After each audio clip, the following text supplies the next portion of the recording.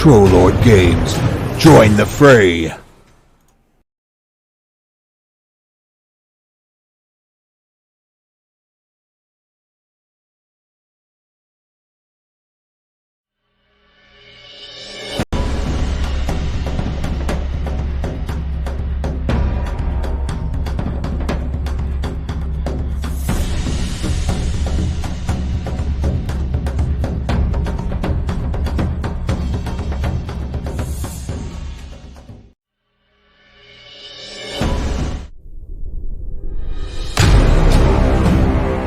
Trollord Games. Join the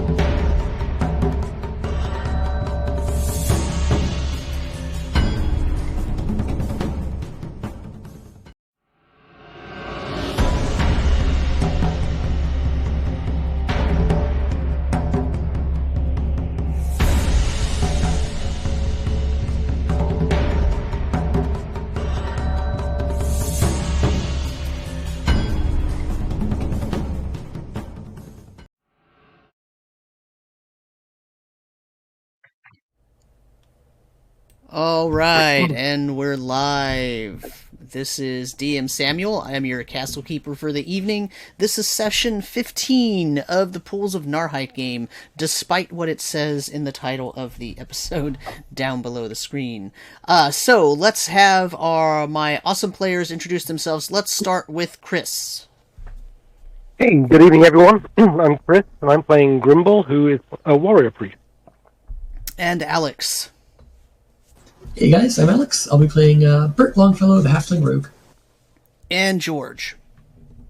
Hi, I'm George. I'll be playing Jake Tildor, Cleric of Durndale tonight. And Richard. Yes. I'm Richard. I'm playing Maul. He is a Mist Elf rogue. And Matt.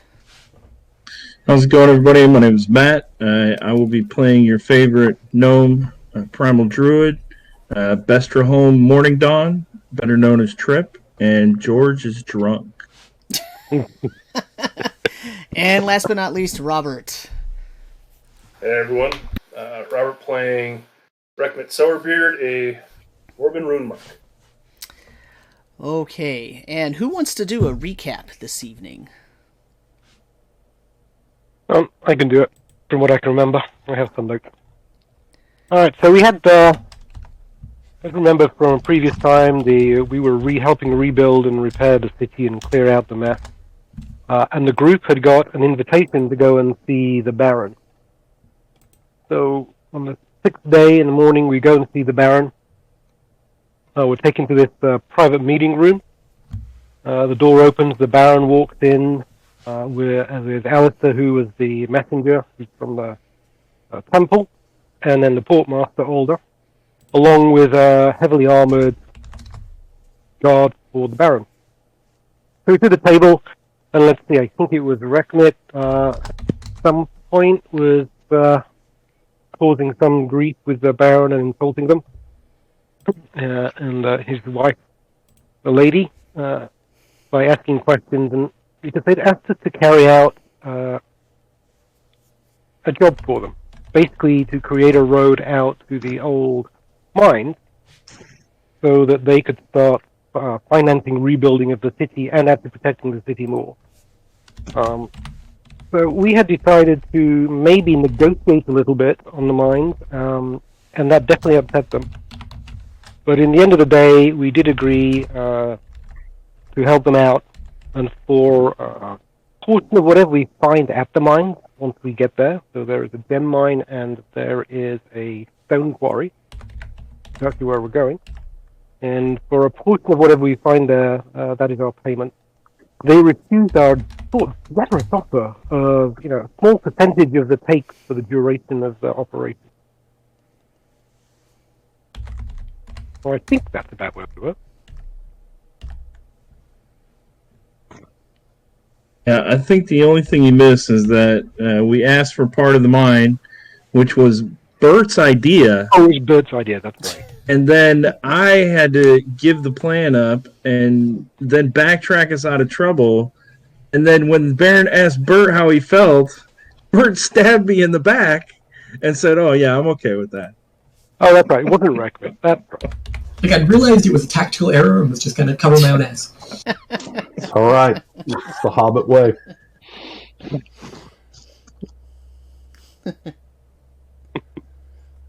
I say that. I really didn't mean to upset you. Okay, so you have now accepted a job to take a couple of surveyors to two places. One is an old quarry that they had been using to previously they had been using to mine it, basically to get rock out of it so they could build the wall around Interlaken on the western side. And then to go to an old gem mine that is one of the holdings of the Baron's family itself. So, and then try to get that cleaned up so it can be opened up again. And you requested a bunch of equipment, so you now have all of that equipment. So what would you like to do?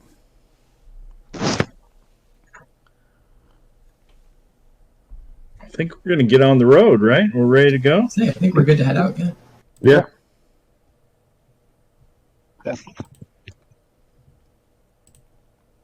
Okay. How would you like to travel? Do you have a game plan here? If you open up the owlbear, you can see that there's the regional map up there for you. I think our plan was to follow the road up until like just before the Hollow Bridge, and then head up to the foothills from there. Okay. Yeah. Was it which side of the river were they on? Was it split across? I can't remember. I think they were on this side. It's on this side of the river. Both on this side. Okay. Yeah. So they're supposedly up in the foothold mountains on the eastern side. Okay. Go ahead. Sorry. We would head up the road to the Hollow Bridge and then probably follow the shoreline. Yeah. Okay. Now you have horses. Mm-hmm. Did you decide to bring a mule? Because I have it in my notes that you said you were going to bring. First you said no, then you said yes. So I just want to. I think we did. Yeah. I think we decided to bring a mule. Yeah. Okay, can we get the same rental mule that we had before? Daisy? Daisy? We went to great lengths for Daisy. Sure. You want to make sure Daisy doesn't make it, don't you? My other question was, do the dwarves and halflings want horses or ponies? Definitely me for Bert. See, how big is Grimble? He might actually need a large pony or a small horse.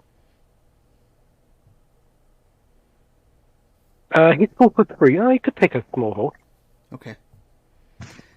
Trip will take a pony. I mean, he's kind of heavy. He's 160 odd pounds, so. Okay. So horses have a speed of 60 feet. But mules only have a speed of 40 feet. Ponies have a speed of 40 feet. So the ponies match the mule anyway, so if you're taking a mule, you're going to move at the slowest rate anyway. Mm-hmm. So the speed is not a factor in terms of what you're riding in this case. The other thing is, are you bringing a cart with you, or did you decide no? Because remember, you still have to bring enough feed for all of your animals as well. And then we have rations on the list of equipment, but I guess the question is, how long are you planning to be gone? That's really my main question here. Well, we don't quite know how long it's going to take to find these. Probably at least a week. Can one mule pull the cart if we bring a cart? Yeah, I mean that's not a problem. If you bring a small cart, Daisy can pull the cart because her carrying capacity is quite large, actually. It's You guys good with bringing a cart then? in Yeah. fact, That probably makes sense. the mule's carrying capacity is actually better than one of your riding horses. So Yeah. It's a advantage. Yeah. I mean, and we can distribute a bunch of stuff on the horses. So.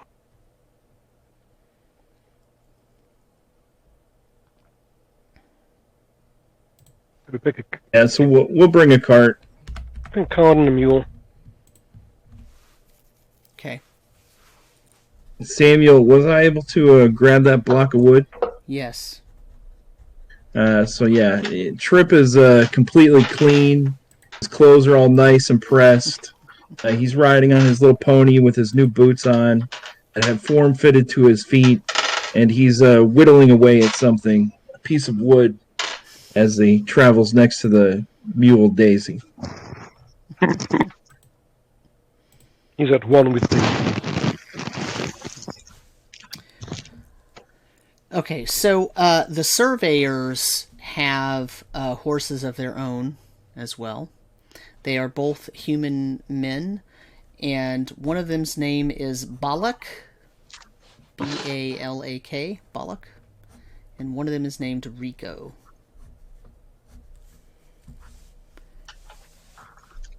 And They have weapons? they both have long swords.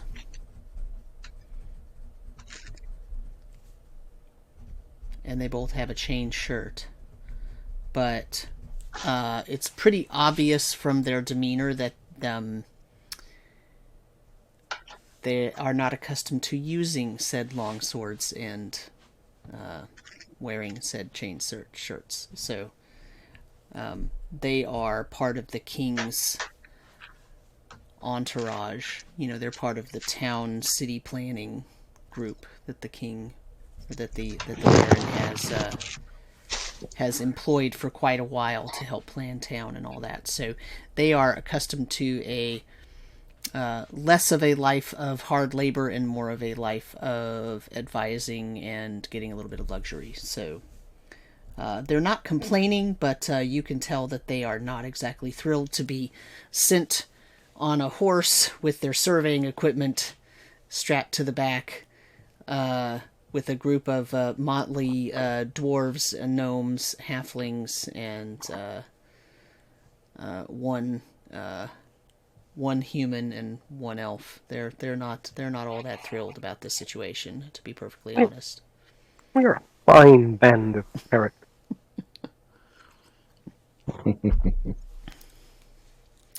So you're going to take the road up, and so that road is going to take you, let's see, 1, 2, 3, 4, 5, 6. That's going to be about 7 miles up that road to get to the bridge. 7.5 miles to get to the bridge. And your rate, your normal rate here, if you move 40 feet, is to go about 4 miles per hour. So, say that again? Like I said, a couple of hours to get to the bridge. So a couple of hours to get to the bridge. And so the question then is, do you want to cross the bridge over the Lowlark River and then turn to the east? Or do you want to turn to the east first, travel through the tip of the hollow forest there, and then head for the mountains? I think that's the plan, right? I think we're not crossing. Yeah, whichever side the mines are on, we need to be on that side. Yeah, it looks like there's a little waterfall in the Lowlark River. Is that correct, Samuel? There is. Yeah. Yeah, it looks like the majority of the mines are on the east side. So, yeah, you guys good with going through the tip of the hollow forest? Yeah. That should be fine. Never met a forest I was afraid of yet. As we, if we would also know the map of this area, it looks like there's a little house in the center of Hollow Forest. I'm going to talk to the two surveyors and Recmit, seeing if they know anything about that. Oh yeah, that is an old abandoned halfling farmstead.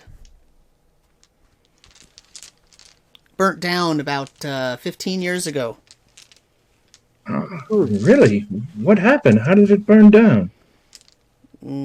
Caught on fire, and it was made of wood. What happened to the halflings who lived there? They left.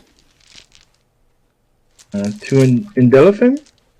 No, I think they went all the way up, actually, to up to Pinewald. They wanted to stay closer to the forest, and Indelophin really doesn't have lots of forest for them. Was anything suspicious about the fire? Just an accident. Say that again? Anything suspicious about the fire, or was it just an accident? Oh, I think it was probably just an accident. I mean, the old man did perish in it, but, his sons and his wife and his two daughters, they all survived. So, I don't know. It's just a tragedy, I guess. You know them halfling folk, and he kind of glances over at Bert. Kind of looks back. He says, there's not always as skilled as people think they are, I guess. They're kind of small and have small hands, and, sometimes they just can't do stuff like the humans can do, Well, and he kind of looks over at Jake and realizes Jake's the only human. Well, anyway, I don't think there was anything strange about it. No, nothing. Nothing strange. Yeah, I think it's best to drop the subject.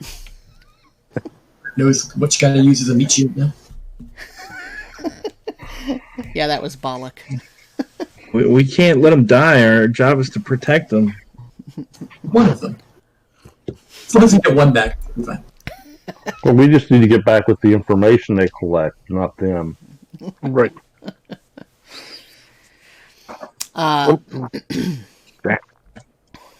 So, what's your traveling order? How are you going to travel as you're moving through? You do have a cart that you're pulling behind you, so it's going to be a little bit slow going through the forest, Right. and you're no longer on a road.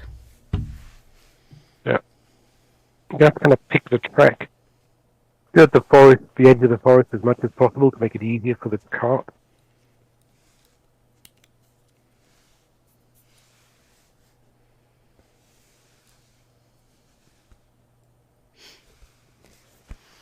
And what order are you going in? Are you going 2 by 2? Or are you going one at a time? What's your plan? Yeah, 2 by 2. It's going to depend on what it'll allow. I mean if you can be 2 by 2. It's just there's a lot of underbrush and whatnot, so it's slow going for the cart. The horses probably don't have very much problem with it. When we get up to the river, how wide and deep is the river?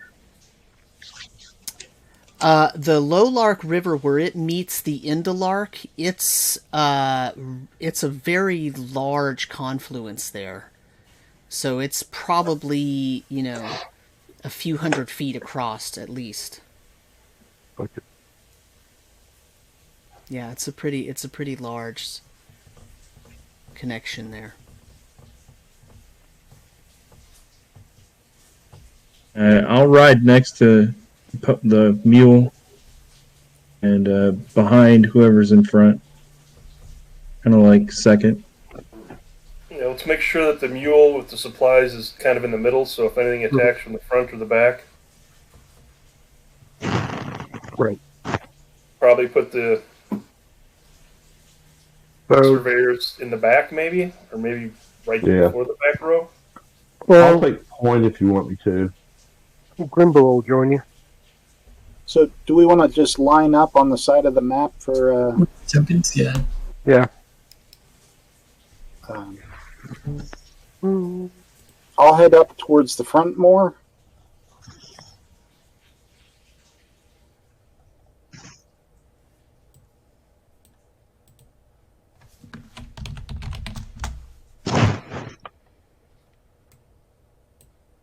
There's the mule. Right. The Grimble will go up the front.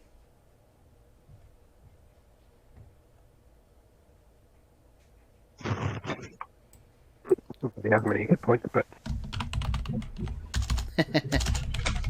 I'm sure his fine fellow comrades will rescue him if he needs to be. There's Balak and Rico. Those are your two surveyors. Remember, right.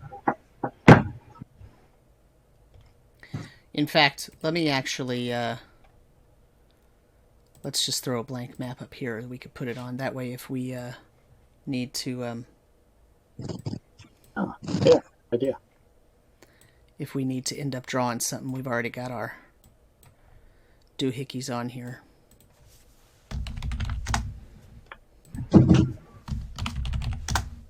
Okay, so there's...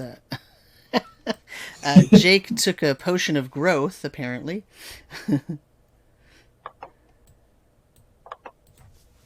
And so as we're traveling and I'm carving, I'm going to be telling stories to Rico and Balak about halflings who burn in fires, how their souls are always... their souls can't rest and they become, haunted ghosts and stuff like that. Filling their head with all kinds of things. Bert, you're hearing this. Are you, what are you doing? I'll let him tell me.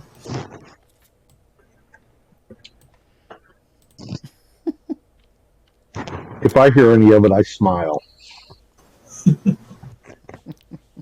And a little bit down the road,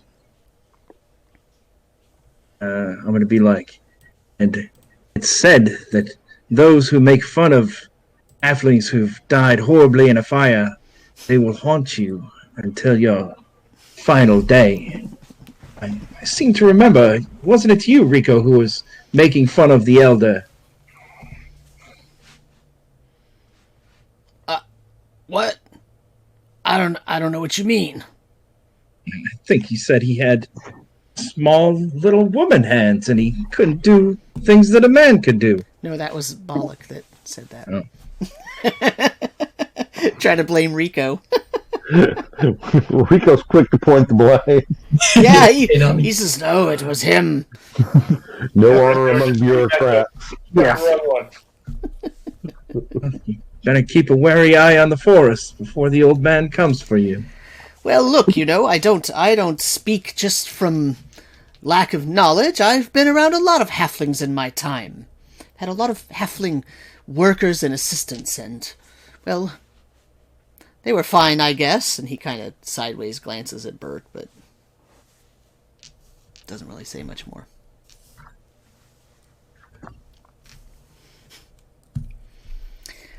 So, since Grimble and Maul are in the front, go ahead and give me a Wisdom Siege check, please.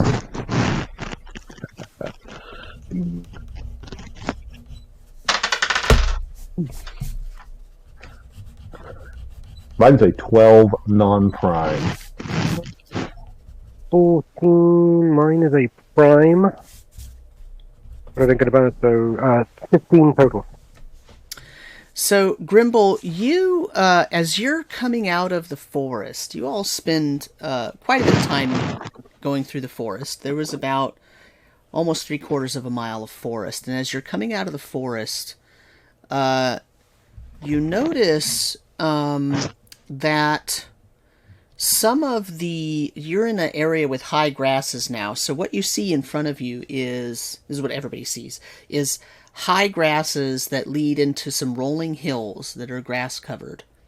And off in the distance, a few miles, are some higher hills, and then you see the mountains rise up behind them. Okay, so as you're coming out of the forest, the river is off to your left, and you're in this area of high grassland. In fact, it's quite a bit like the high grassland where although Grimble wasn't with you. But remember when you were all attacked by those weird bird-like creatures? Bert remembers probably, and Jake probably remembers because they were both quite injured. That was the same kind of environment. What Grimble sees is some specific definite areas where it looks like the grass has been tamped down a little bit. So you're on a horse. You can see you're a little bit higher than the grass line. Grass is quite tall, but you could see above it. And you see some sort of punctuated areas where it looks like something has either lain in the grass or leaned on the grass or pushed the grass over. It's not a trail, but it looks like a small tamped down area. There's about 5 or 6 of them a few hundred feet in front of you. Kind of what size is each area? Is it like a body size of some kind of creature? They're all different sizes. So just a few feet from a few feet sort of square to maybe 10 or 15 feet square. So there's a range of sizes. Grimble, Oak Mall. See those over there? Point to the areas. What do you make of those? What are they? Once more? They look like flattened areas of grass.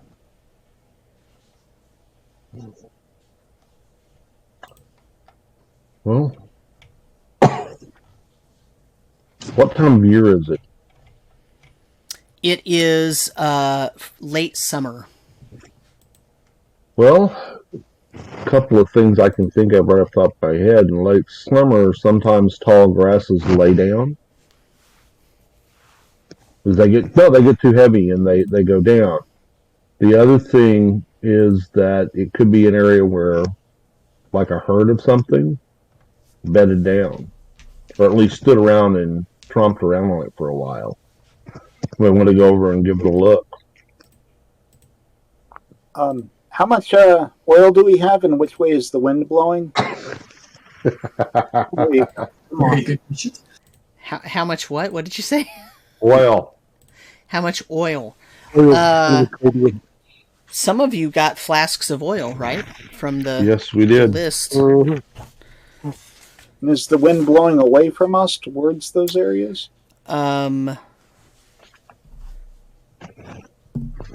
Jekyll mentioned Yes, this it as is. a possible plan since the last time he was attacked.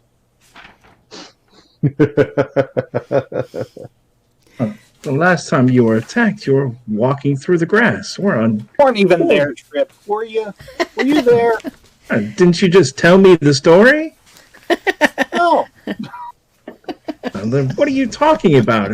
You're worried about you're going to start a forest fire? Are you a druid? As a matter of fact, I am. Oh, he wants to start a grass fire. Nothing okay with the forest, it's the grass. It doesn't say anything in your literature about grasslands, does it? Oh, no. We can't damage the earth like that. No. Fire That's is the restorative. season. It's dying grass. We'll burn won't hurt it, but I don't think we need to do it. Just be wary and let's move on. Okay, it's not our job. Can't you find animals to talk to or anything like that? Not yet. A badger or a... I haven't been trained in such abilities as of yet. Oh my. You're a gnome. Yeah. Gnomes can always talk to small, snivelly things. Yeah, I thought they could, can't you? Are there any? I mean, if there's burrowing creatures around, I have animal empathy. What does animal empathy do for you in this case? It does. I have it up right here. The gnomish relationship with nature and its creatures allows them to communicate with burrowing mammals, badgers, foxes, moles, rabbits. Communication is more telepathic and empathetic than it is conversational, though posture and sounds can communicate emotions such as stress and fear. Information communicated must be relatively simple, taking place on the animal's level of understanding and comprehension. So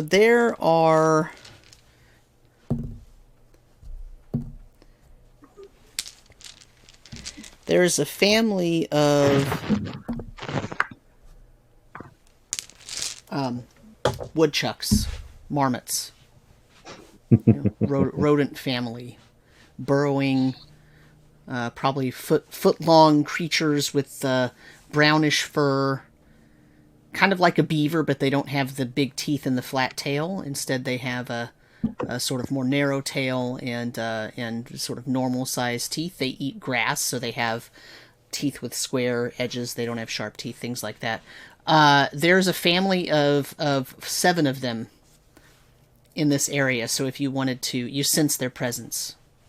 They're basically, they're almost right under the feet of the animals. I will hop off my pony and make sure my back is between me and Jake, so he can't see me talking to the woodchucks. I will place my hand on the ground and reach out to them with my druid sense to pop out of the hole and communicate with me if they have the time. And why don't you want Jake to see you? Just because. What his hands up like this? Exactly. What would you like to try to communicate to the woodchucks? Is there any danger in the area? There's always danger. Always danger where we live. Is there any danger? Are there any creatures larger than me? Now you're confusing them. As you kneel by a horse.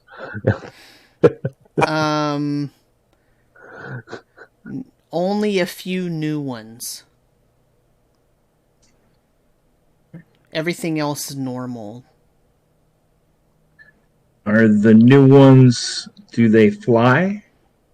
No, they ran us out of our burrow. How far away was your burrow? In what direction? 450 paws over there. I will note which direction he points his little nose. Give him a scratch behind the ears and some dried nuts nuts are always dry, but some nuts and berries, dried berries, out of my bag, and thank him and go back to my horse. He says, "Be careful underground," and he takes the food and puts it all in his mouth. Thank you, little woodchuck. I will go back and call out to Jake. I have communed with the animals, and they said there are new creatures in the area. Just over that way. And point to the direction he nudged. Quest journal is full. If you look at it, it is full.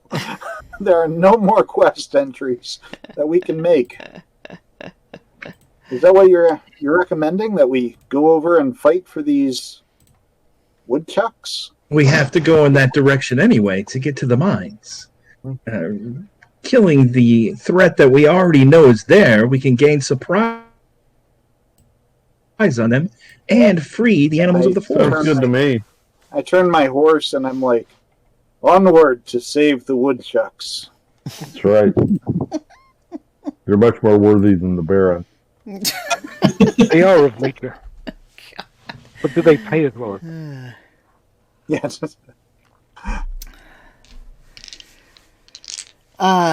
Okay, so, you're just gonna go forward? We'll have it somewhere ready. A lead.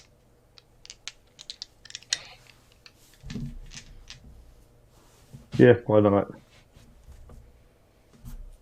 Okay, so, Oh, their gnome ran off.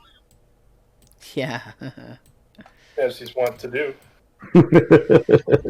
I'm here. I'm just eating dinner, and I didn't want to shove food in my face, make you guys watch it. I'll be right back. I mean, I'm here. No problem. Yeah.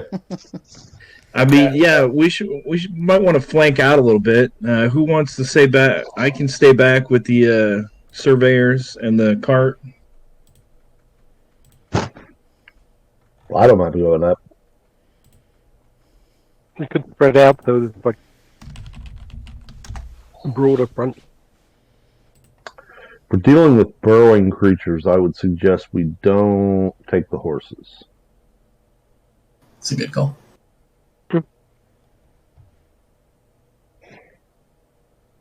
Use the horses by the car. So our surveyors can now become lawn jockeys. There you go. Give them value. So what are you asking them to do? Hold the reins of the horses. So everybody's getting off their horses and they're going to hold the reins together. Well, at least I am.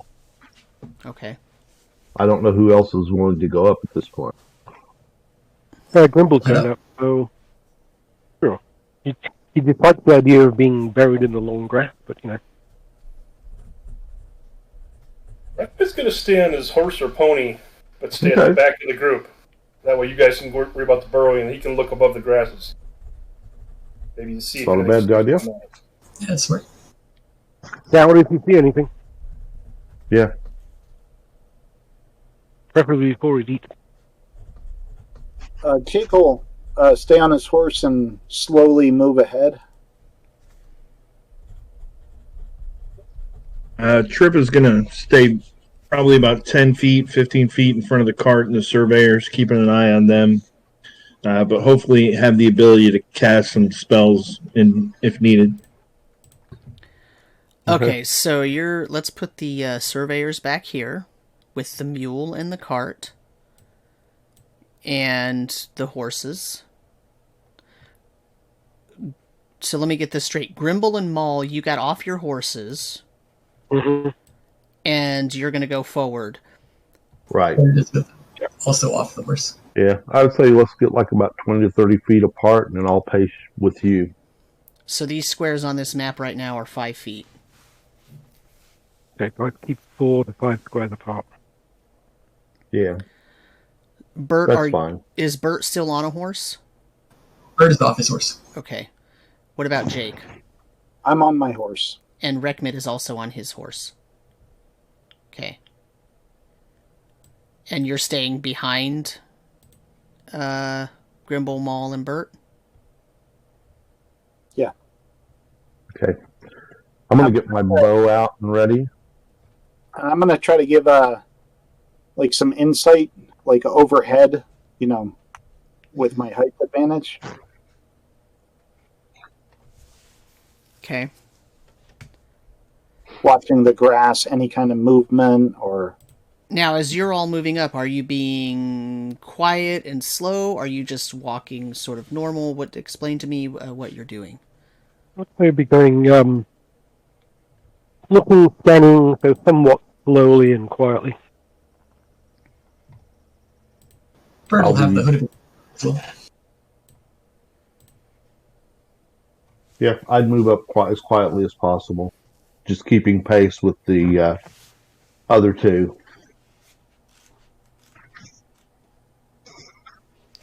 Okay, so why don't you, the three of you in front, give me some stealth checks, right? So some dexterity. We're talking about dexterity siege check.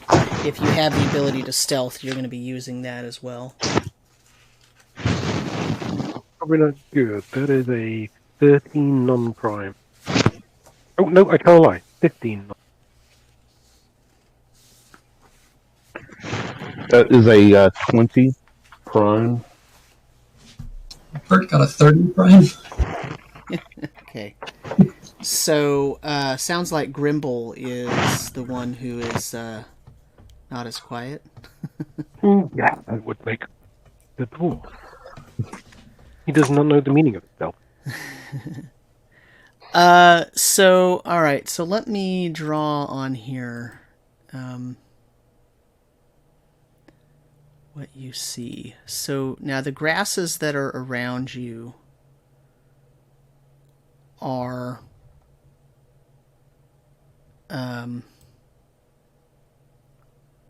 about 5 feet tall. Oh, the Grimble. Yeah, probably taller than than many of you, actually. And so those 6 areas that I drew, those are the closest areas to you that have the tamped down grasses. Now, which one did Tip indicate was home for these creatures? So they pointed in this general direction. Oh, okay. So he can't, he asked how far, but, a woodchuck doesn't know how to measure feet and yards and meters. And so he said 450 paws. And so you don't really know. Okay.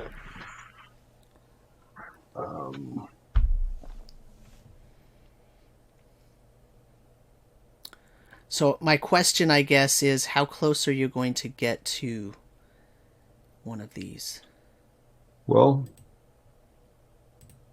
it might be best if we kind of swung towards the one on this side. To the right? To the left. Because Bert would be moving the slowest of the 3 of us. And we could kind of swing out like a gate. Oh, Grimble's not moving much quicker. Kind of sweep that direction. Yeah. That works, yeah. Kind of like catch them all as they go. Yeah. So as we get closer, can I make out any more detail on any of these spots like this or over here possibly on a horse? It looks like the grass has been pushed down or cut and laid down. Oh. I'll mention, like, guys, it could be even cut grass. It doesn't necessarily look like a creature laid down. Okay. I'm gonna since I'm a little further back, I'm gonna whistle to get their attention and make sure they're ready. And then I'm gonna cast ghost sounds, and I'm gonna try to put it. I'm gonna kind of give them the wave. Hold on, let me turn my camera on. I'm gonna kind of give them the wave to kind of get down, get your head down, and get ready. You're doing the and wave? Then the wave, like get down, so they can't see you. Get down on it. Get down tonight, and then do the wave. I'm gonna cast ghost sounds, maybe in like a stamped out area right here, to see if that draws anything out in the open. And the sound I'm going to project is like the sound of a injured beast, an injured animal, a screaming in pain woodchuck.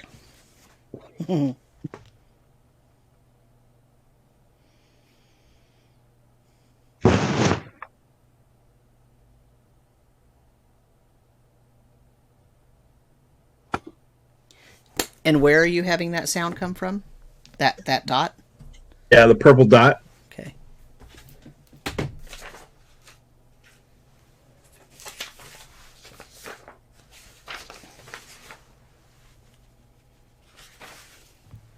Okay. As that sound emanates from that area, 2 muddy hatches pop open, and you see a couple of small green heads pop up, and then some bows come out, and they shoot into the ground here where the pinkish area is, and then they pop back down. Okay. Where did we see them pop up? They popped up One popped here and one popped here, and both of them shot towards where the sound was coming from. Mm-hmm. So Your sound is still going, right? The sound is still going, yeah. 1 round per level, so it's only going to last 1 round. Oh, okay. So now you know that guy's there, and that guy's there. Well, now we know. Yeah. Do you want to take them out one at a time? Maybe a couple of us at each one? Yeah. Yeah, that makes sense. I think maybe Bert and I could like sneak up on these things and give them a lit vial of oil. Oh, we're against forest fires or grassland fires. Or something like that.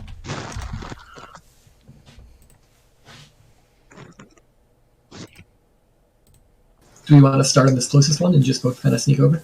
Yeah, I think so.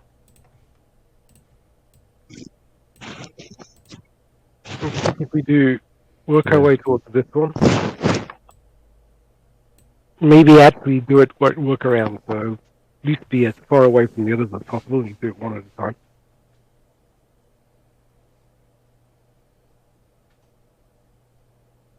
And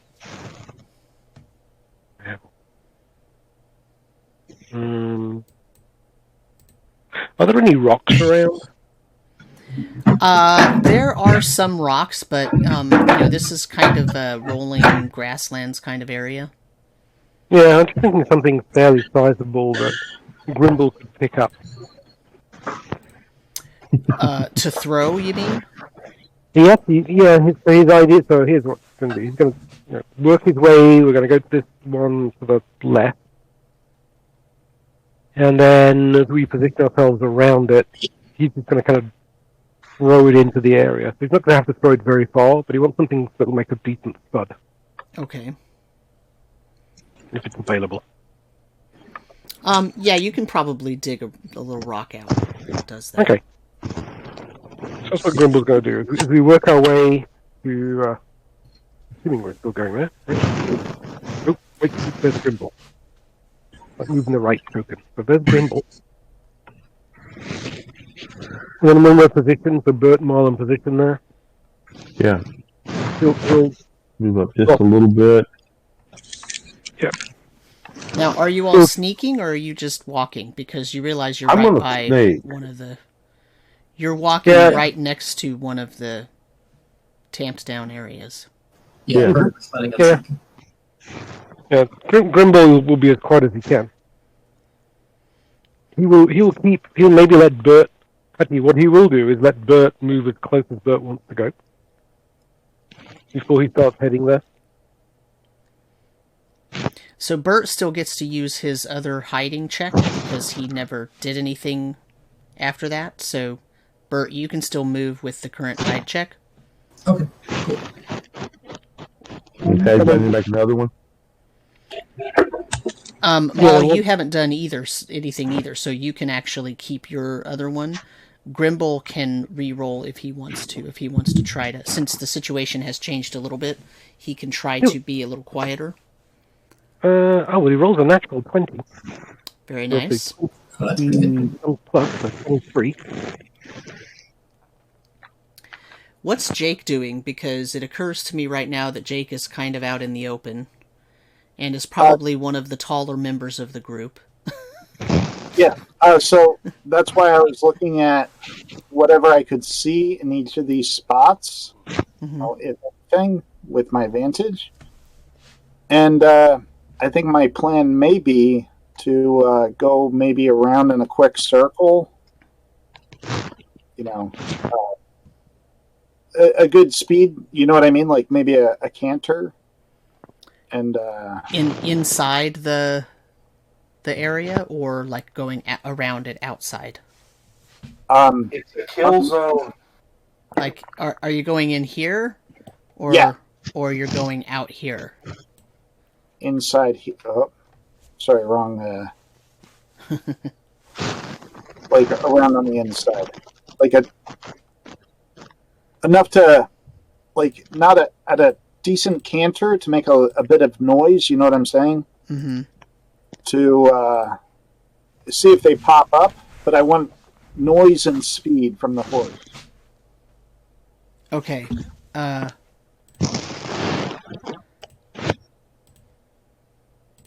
right. So, so you start doing that, and they're gonna pop up and shoot at you. So, we should probably roll initiative to see how that's gonna work. So, I'm not sure whose turn it is for you guys to roll. I got a 5. Okay.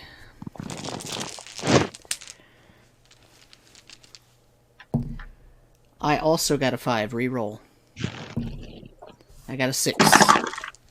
I got a 10. Okay, so Jake is going to get to ride all the way around in a circle in the center here.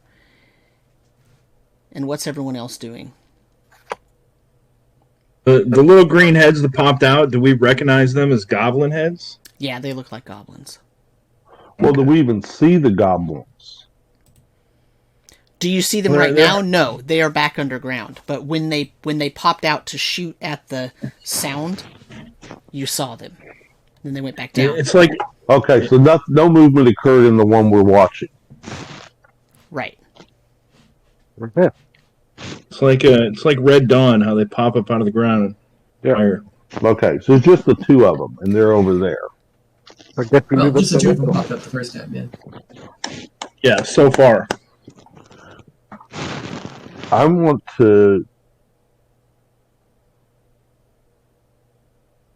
move forward and using the arrow I have, kind of probe in front of me and see if I find any type of cover in this matted down hollow. You know, see if I find another one of these trap doors there. You do. Okay.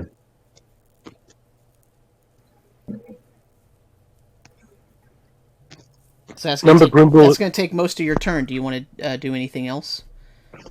Well, only other thing I would want to do is like make sure that I caught Bert and Grindel's attention that we had one here. Okay. Grimble, what are you doing? Grimble is just, you can't see the ones up ahead, so he is going to the edge of the flattened area with his crossbow ready. Okay. Watching as Mole kind of walks through.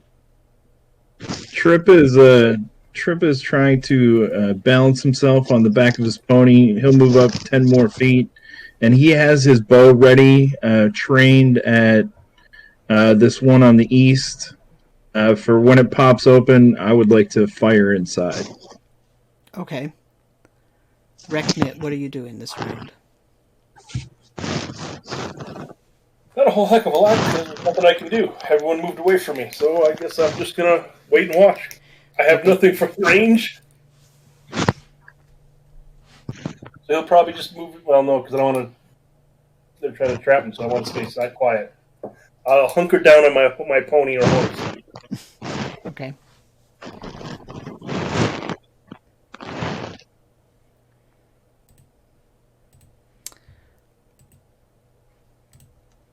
All right. So as you're all doing that, and Jake is taking a circuit here in the middle of this, as he's riding through,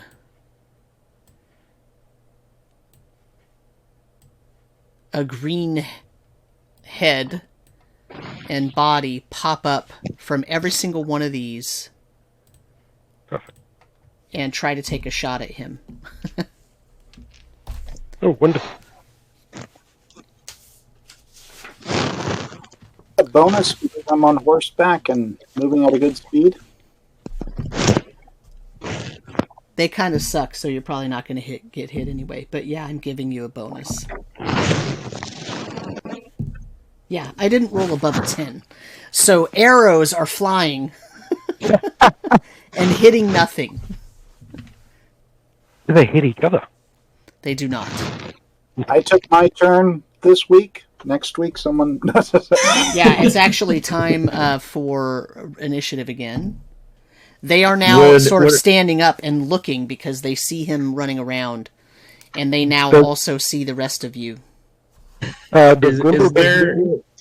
Is there held actions in CNC, Samuel?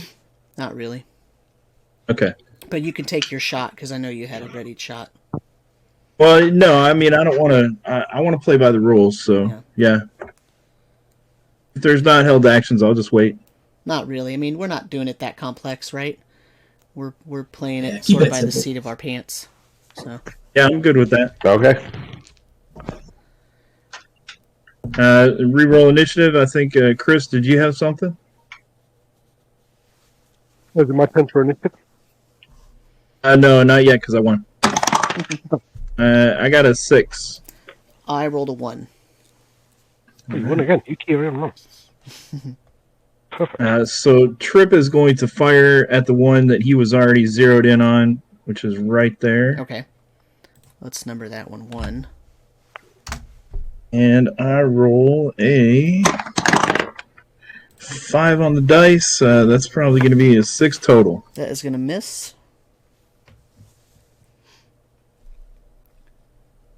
Who's next? Well, Grimble, as this thing popped up last round, pulled out, he dropped his crossbow and pulled out his sword. Okay. Great scimitar and rushed forward to attack the one in front of it. Let's see, that's a 10 on the die, so that's a 12 total. That is a miss. It ducks down and blocks your sword swing. Who's next? Bird will go ahead and give it a go, try to club it in the back of the head. So he's going to do a hide check first, and then he can do his back attack as a thief. Okay. Rogue. So that comes to a 18 on the hide check. All right. And make your attack.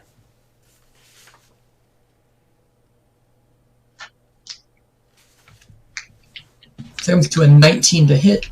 That hits.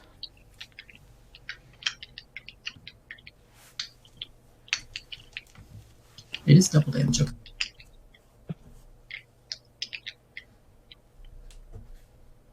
That is 5 points of damage.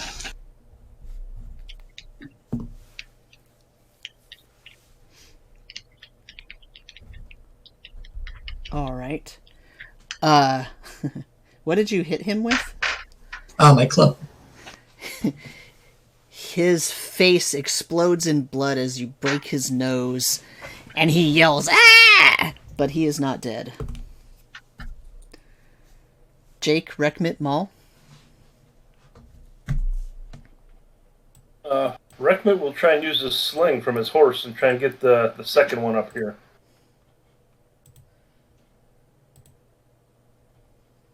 I rolled an 8, or I got an 18, but I don't know if there's any negatives for being on the horse. No, because you're not doing any acrobatics or anything on there. So that's going to hit. 3 points of damage with a sling stone. All right. That's actually number 3. It hits him square on the forehead, and he drops down into the ground, and the trapdoor is shut. Oh. Nice I shot. thought that was a kill. That would have been awesome. It may have been, but you don't know because he just fell down and. No down. Oh, I'm counting it. That's a kill. That's it. Oh, I'm sorry. First blood right here. I thought he pulled the trapdoor down. My mistake. Jake, Maul. Which one did he hit? Number 2 has been injured, and I think number 3 as well, but he might be down. Yeah, so number Okay. 2 is injured. This is the one that went down, so you can't actually see him anymore. Okay, so the one furthest up there, number 4. I'll fire my arrow at him. This one here? Yes. Okay. And that will be a 14. That is a miss. Mm.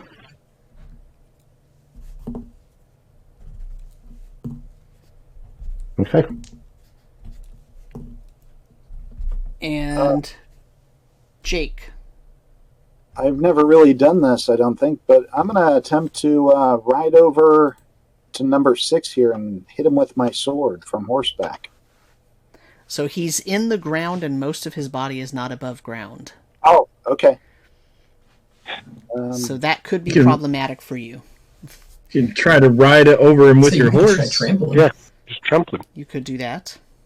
I don't know how deep the hole is, and Do some fancy cleric stuff and just lean off that horse and take a swing at him. Use him like golf. Polo. Hey, you're playing polo, man. Come on. well, that was the initial idea, but I mean, you could still try it. I wasn't saying no. I was just letting you know he's pretty far down, so you're going to end up having to make a dexterity siege check to make sure you stay on your horse. okay, I'll do it. Get him. Okay. Let me pull up the character sheet here. All right, so I'm Prime and Dex. Let's see, second level. Only an 11. Go ahead and make your attack. Samuel chuckles. That'll be a 20 total, Okay, that's going to hit. and that'll be 10 points of damage. Okay. You all see Jake. He finishes his circuit going around. You know, he ran around, right? Let me move him around. And he sort of did this. He was doing this circuit, right? And he got a bunch of arrows shot at him, and none of them hit him. So he got very bold, and then he urged his horse forward way over here, and he charged. And you see him as the horse is running by. You see Jake with his sword pointed out in front of him, dive down off of the horse and fall right into the pit. And the hatch closes as you see his legs descend into the pit, and the hatch closes, and you have no idea what the status of that situation is. Meanwhile, this number 2 here is trying to attack, and he is going to try and hit. Let's see. 1, 2 is Bert. 3, 4 is Maul. 5, 6 is Grimble. 2, Bert. Is Bert still on his horse? He got off, right? I'm off, yep. Yeah, I rolled a 15 to hit. Yep, that hits my AC. Okay, he's trying to hack at you with a short sword.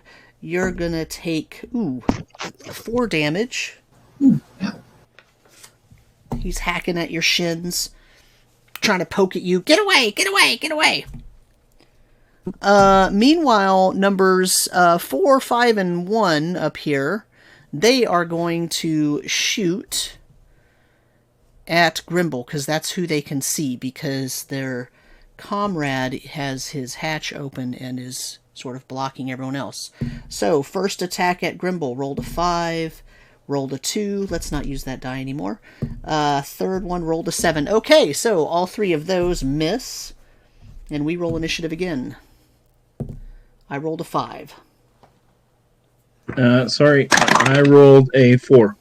All right, so they are going to fire again at Grimble. They're pretty quick with their arrows. A 2, a 9, come on, and an 11. Okay, I'm assuming those miss. I'm assuming Grimble has some pretty nice armor and decent dexterity. Yeah. 17, 18. And then number 2 is going to attack Bert again and miss. And then it's everyone else's turn. Round 3. Does number 6 attack Jake? You do not know. I'm going to try to zero in on number 1. one more time since he evaded me last round. Oh my gosh, another 5. You're not the only one, Samuel. So that's a miss for Trip. Bert will take a swing at the one that just stabbed at him. Oh, that's a natural one. Brimble will try and swing at him. And another 10. 12 total. Yep. Shoot at number 4 again. Up 6. It's the round of whiffs. Yeah, no one can hit. Yes. Who didn't go? Jake, Rekmit. Go ahead, Rick.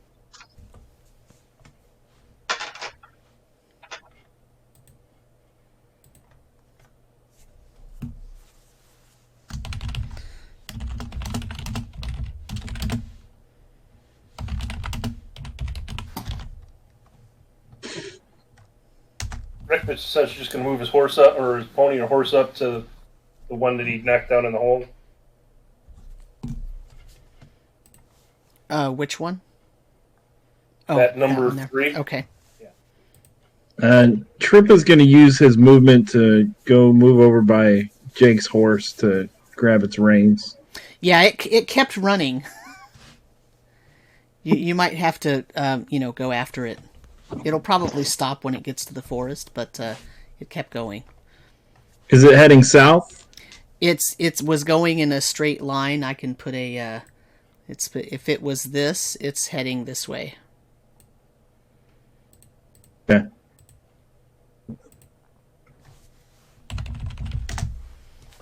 Okay. Roll initiative again. Now, Chris, yours. Yeah, that's mine, right? I started off with a respectable 6.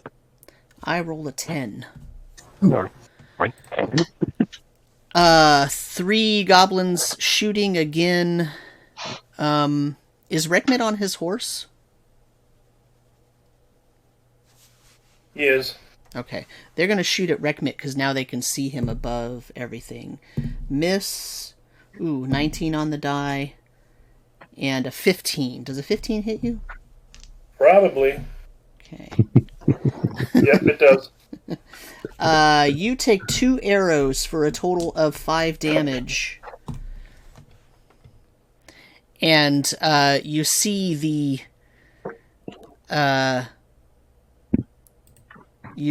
goblins go ha ha ha. They are enjoying that, but they are. Oh, number 2 needs to attack. He's going to try Bert again. 5 on the die, so that's going to miss. And then it's your turn. Okay.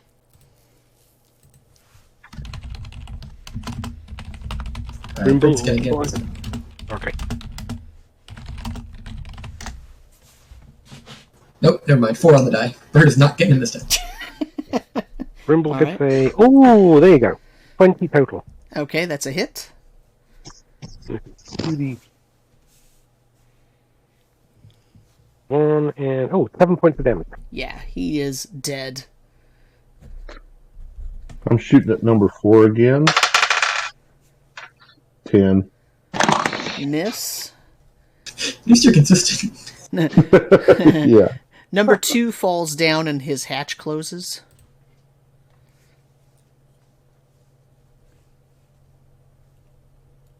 Jake, Trip, and Rekmit. Trip was thinking 1 was maybe in too much cover. That's why I couldn't hit him. So I took aim on number 5. But I rolled a 3 this time. And so, yeah, maybe it's his bow, not the cover that they have. But I'm going to move 40 more feet and try to catch Jake's horse. Okay. Rekmit's going to do a rune of shielding upon himself. She should have done last round. Okay. Jake. I'm gonna cut through the top of the roof or hit it with my sword a few times. Toss it off to the side. Probably climb up with dirt all the way down the front of me, on my chest, on my helmet, like You see the classic hitting the helm, trying to get the dirt out, and throw the dead body of the goblin up on the top of the ground, and just a slew of vulgarities about, dirty goblin sludge, and look over at the next area where one is and be like, "You're next," and start walking.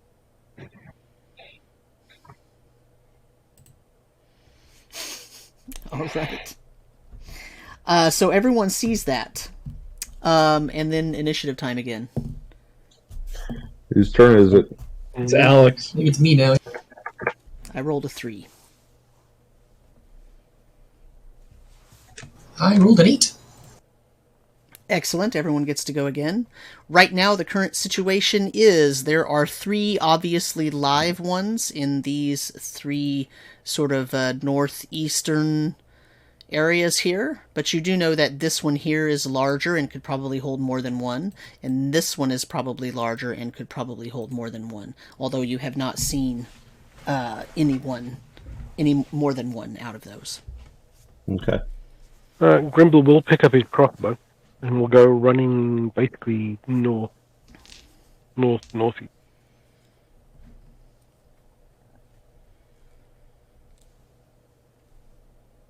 Okay. All right. Once Grundle's cleared, I'll shoot at number. Oh, he didn't clear. I'll switch and shoot at number 1. Okay. 10 again. Loving those wasted arrows. Rekmit, Bert, Jake, Trip. Rex is going to use his sling at number 4, and I get a 19. Okay, it's going to hit. Now, can I move the horse up like 20 feet too, and then just take a negative for the movement or something? You can move and attack in a round. Right, I was going to be being on a horse. Yeah. Can you do like half your movement, I think? Is there a split move fire? Yeah, so technically speaking, in Castles and Crusades, you can do half a movement and make a melee attack.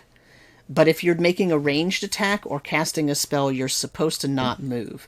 We've been pretty loosey-goosey about it, because I'm just not that much of a stickler for that, because I don't care and I want to keep the combats going. But since you're on a horse, if you're trying to do anything super special, you're going to end up making a dex check. Right. Okay, then I'm not going to move the horse. I'm just going to stand up nice and tall so they try and shoot at me. And yeah, I'll just do the 19 at the sling. And that's at number 4? 4. Okay. 4 points of damage if it hits. All right, it does hit, but it does not kill it. Trip. Does Trip have an angle on number 5 from where he's at over here? Probably. Okay, I will fire another arrow. And I got 2 5s, a 3, and this time I rolled a 4. This dice is gone. Throw that thing away. But I'm assuming Jake's horse probably still moved last round. If you were like calling at it and whatnot, it probably slowed down because it's not in any immediate danger. It's just that its rider fell off. So I would say that you probably could catch it with no problem. I will grab his reins and then start heading back next round. Okay. Bert, Jake. Bert will go ahead and take a sling at number 4. I think I can get a pretty good clear line of sight through Grimble there, or past Grimble. Yep. For 16 to hit. That is a hit.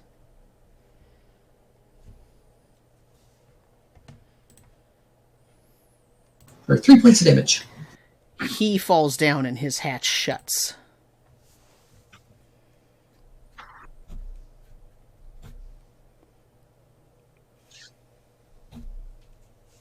All right. And that leaves Jake.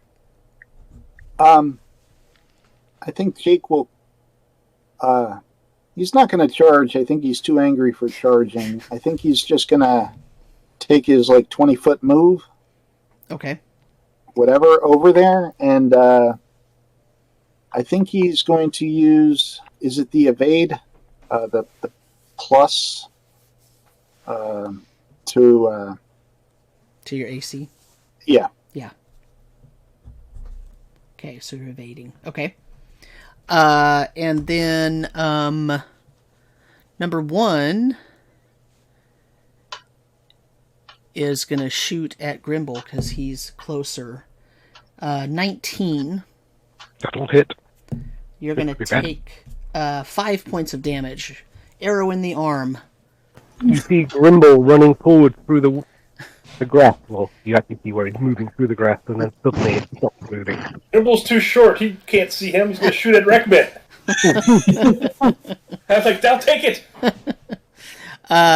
Number Suddenly 5. the movement stops. Number 5 sees Jake coming towards him and goes, "Oh!" and closes the hatch and ducks down. And then we roll initiative again. 2. 7. All right. What are you all doing? You do not actually see number 5 anymore, Jake. Number 1 still does have his head propped up, though. Well, I'll shoot at number again. At 11, or 10, excuse me. It's 3 10s in a row. That's amazing. Too bad it's not a 20. 3 20s in a row would have been awesome. Yeah. All on different dice, I might add. Yeah. Bert will fire his sling over at number 1. Do you have 14 to hit? That is a miss.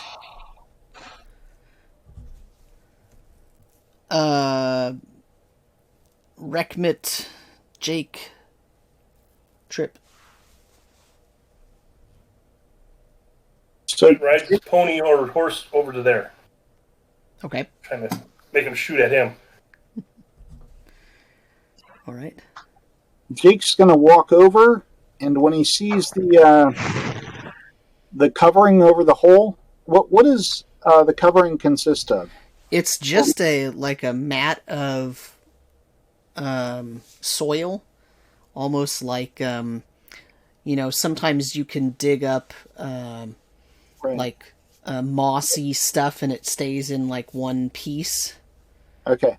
And it's got the tall grasses sort of sitting on top of it. Okay. So I'm going to drive my bastard sword down through that. Okay. Hoping I miss any sticks or framework that might be supporting it. Okay. Roll me an attack roll. Yep. That's a total of 9. Yeah, so your sword goes through very easily, but it doesn't feel like it hit anything or met any resistance. Grimble, Trip. Trip is going to glance over at the mule and the 2 surveyors to make sure they're okay. They're they're sort of watching. They're not high enough to really see everything that's going on, but they can hear it. But they seem fine. I mean, as much as you can tell. Okay, I'm going to bring Jake's horse over to him. Okay. Master Trip, would you like to help me with this? Did you lose something, my friend? Yes, I did. And I continue to poke through the hole. Okay. Grimble, did you go last turn? Grimble's, you don't see anything coming from Grimble.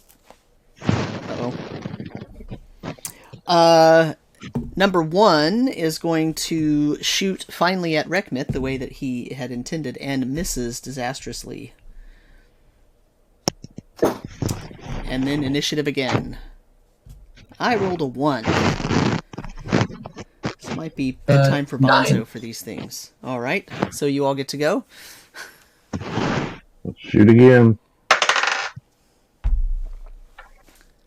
13. Miss. You know, the thing about missing so many times in a row, when you finally hit, everyone is going to cheer. Then you're probably going to do minimal damage. But, it's okay because you hit. Yes. You hit. No movement from Grimble still? No movement from Grimble. All right. Rekmit, Bert, Jake, Trip. Bert's going to walk over to Grimble and, seeing his condition, he's going to use one of the bandages with the salves that we got from the marshal there and kind of bandage him up. Okay. Or start.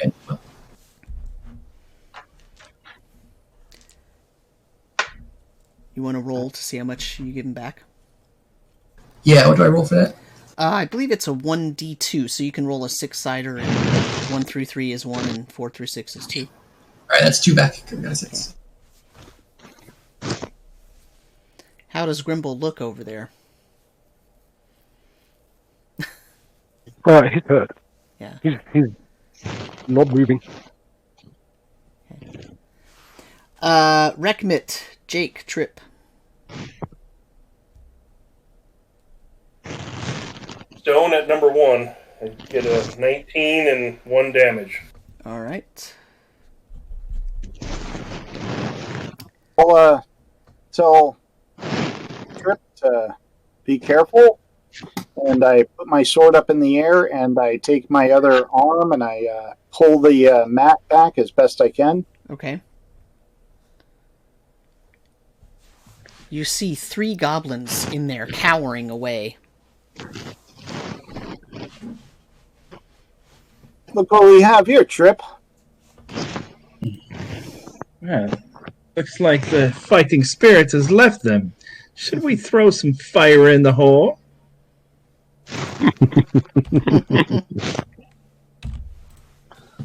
That little fire scarecrow. I know you wanted to burn something. But these are our enemies. We just put them to the sword. Yes.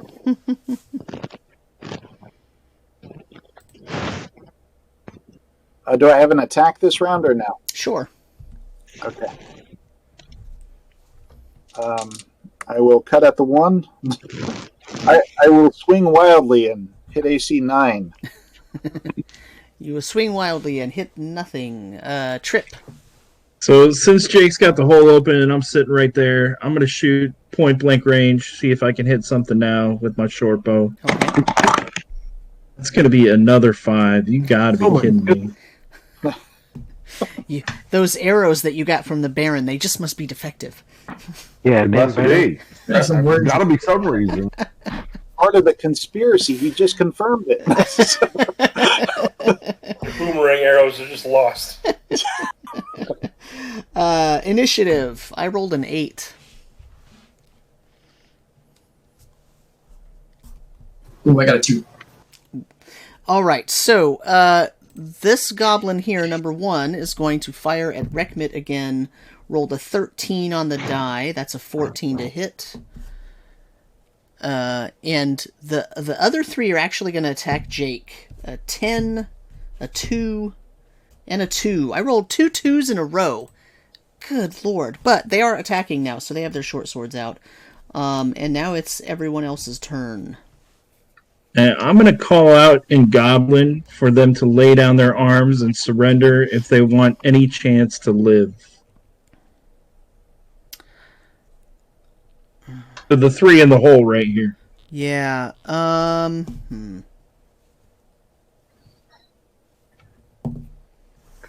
They immediately drop their weapons, put their hands up. I'm going to shoot at number 1 again. All right. A 9.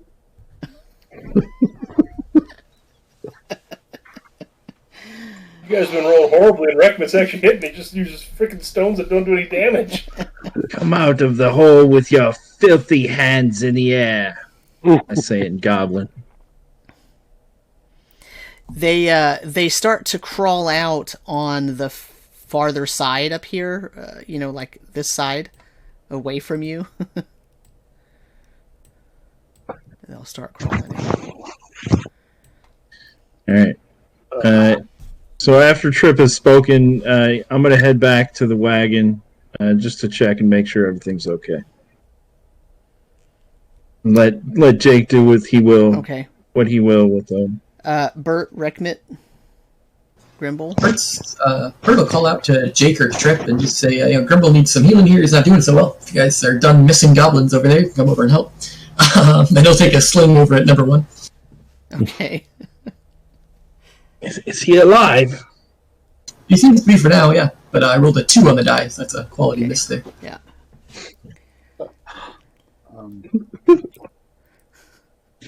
Spoke too soon, making fun of everyone else missing goblins. Rekmit?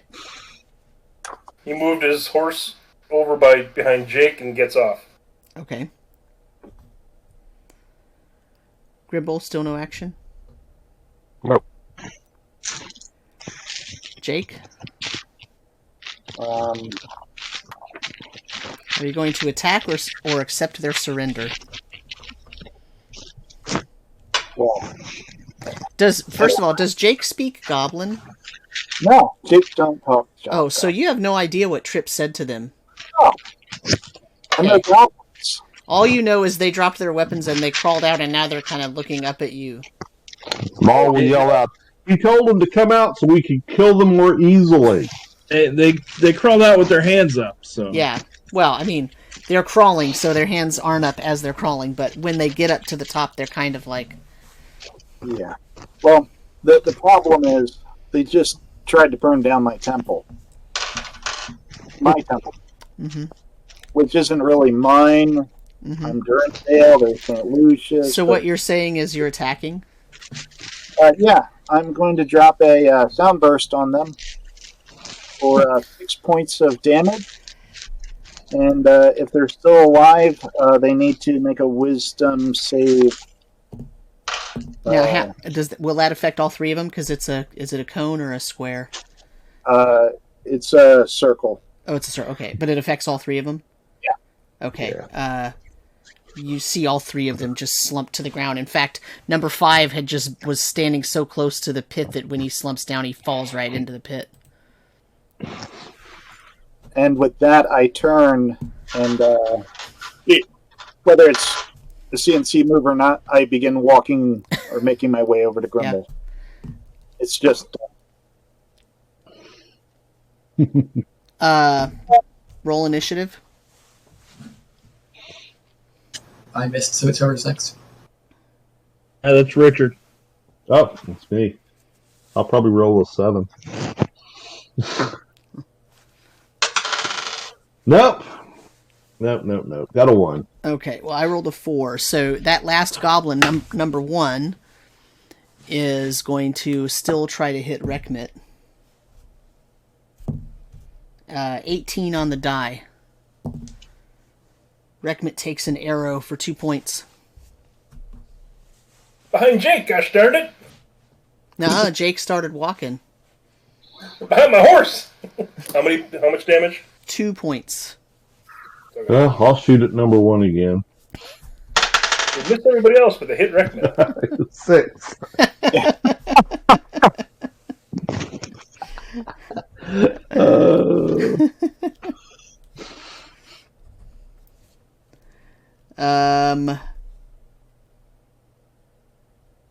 Everybody can go.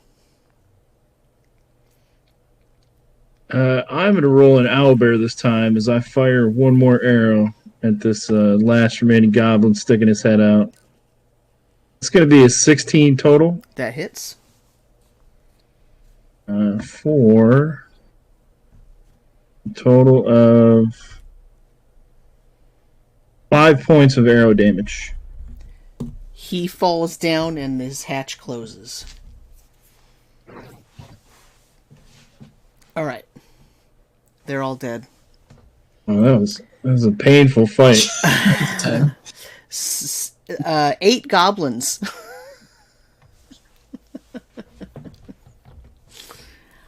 All right, what would you like to do? I'd like to apply bandages to... Rekmit already has been applying a bandage to himself and dealing with these arrows. Okay. I got 3 of them sticking in me. I want to gather up arrows. Okay.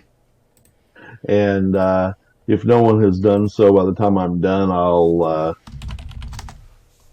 look through the holes in the bodies, see if I can find anything. I'm gonna go to the cart and bring the mule and the cart and the surveyors up to the middle area. Okay.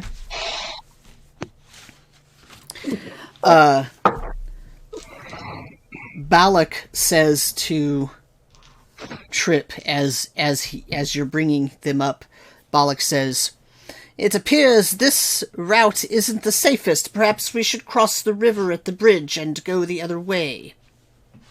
Aren't the mines on the opposite side of the river, the east side? How do we cross once we get over to the west side? Perhaps we should go back down and go south through the forest a little bit more further south then. If we can't get across the river, and we can't go this way because of all of the goblins here, perhaps we'll need to go through the forest more. This area is probably the safest route now since we've exterminated the goblins. If we go anywhere else, there may be new ones. There may be new ones ahead of here. There probably will be. There may be some in your house while you're hanging out here with us, but do you want to return? Don't get snippy with me, Master Gnome. I am just telling you exactly where we should be going. I think that you all chose a very dangerous route, and our job is to find the survey to get to this quickest, safest route for the people. Noted. Well, Balak, there's no guarantee that the other way is safer. We could run into another set of goblins, so we just don't know. Trip is going to get off his horse, pony, put his hand to the ground and send a mental telepathy message to the woodchucks that their home is now safe again. And then ask his buddies, why do you think they set up a kill point in this area? It's very strange. I mean, let's look around. Is there some reason traffic would naturally come here? I'm asking what my observation would tell. I mean, this is the sort of closest point to water, not in the forest. Right? In this area. And maybe they were just hunting. I mean, they may have been looking for people, but think about it. They first jumped up when you made it sound like there was an animal out here. Mm-hmm. So maybe 8 of them and, 6 pits to hunt them? Seems a little bit of overkill. And Samuel, is that in that first open hexagon just north of the Hollow Bridge forest area? Actually, let's do it this way. Let's show the regional map. So, so it's in the first hex above the word hollow. And so if they were hunting here, then they would be hunting to bring back food to others. Right. Mm-hmm. That's true. So let's check out and see what's inside the holes, see if they have a tunneling system maybe. Yeah. So, do we find anything on the bodies or in the holes? The bodies don't have anything other than their weapons and some small knives. And the holes look like pretty hastily dug little pop-up traps. What's the loot like as far as weapons, short bows, knives, swords? All of them have knives. So there's 8 of them. They all have knives, short swords, and bows. Short bows. Are they sellable in decent condition? I mean, they're goblin made, so some of them are stolen. Some of them have been,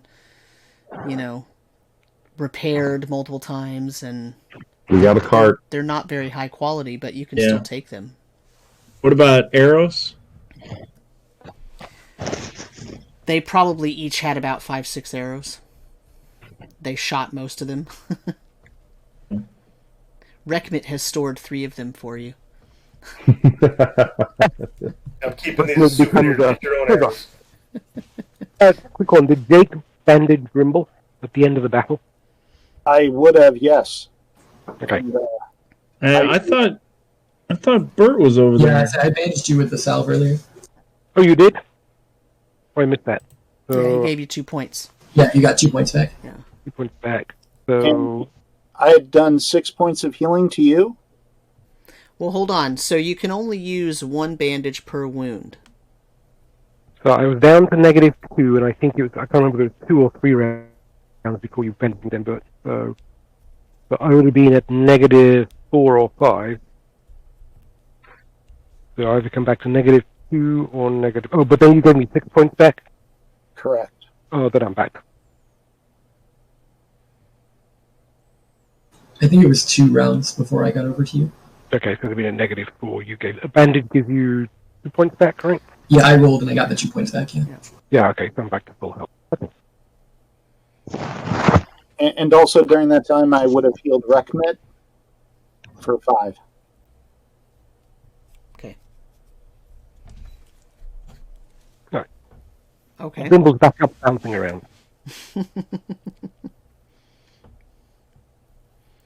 All right, so yeah, so there's nothing really. These goblins don't have any nothing of value really, other than their weapons. Could I figure out where they came, which direction they came in? Yeah, I was gonna say, can we look for any tracks? So, you do see that they look like they're clothed in the same kind of nasty leathers as the goblins that had raided the town.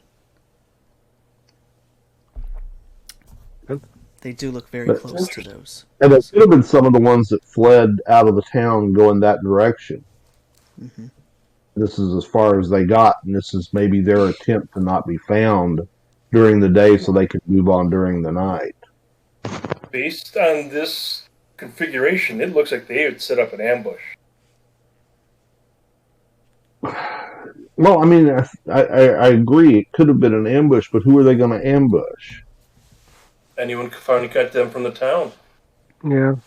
Or this could be an outpost that's a scouting outpost to deal with. We still have that whole goblin deal, where these guys came from. Yeah. And we don't know where their base of operations is. They came from half hill down the road, but who knows? That could have just been... We don't know where they're actually based. Well, we don't know which direction they came from either. So, that's what I said. Can I look around and see if I can figure out where they came in from? It's hard to tell. The grass is so high, and there are footprints coming from multiple directions. There's some coming in the same direction that you came from. There's some coming, it looks like, from the forest out to here, but then it also looks like there's some that had come from the far side towards this area.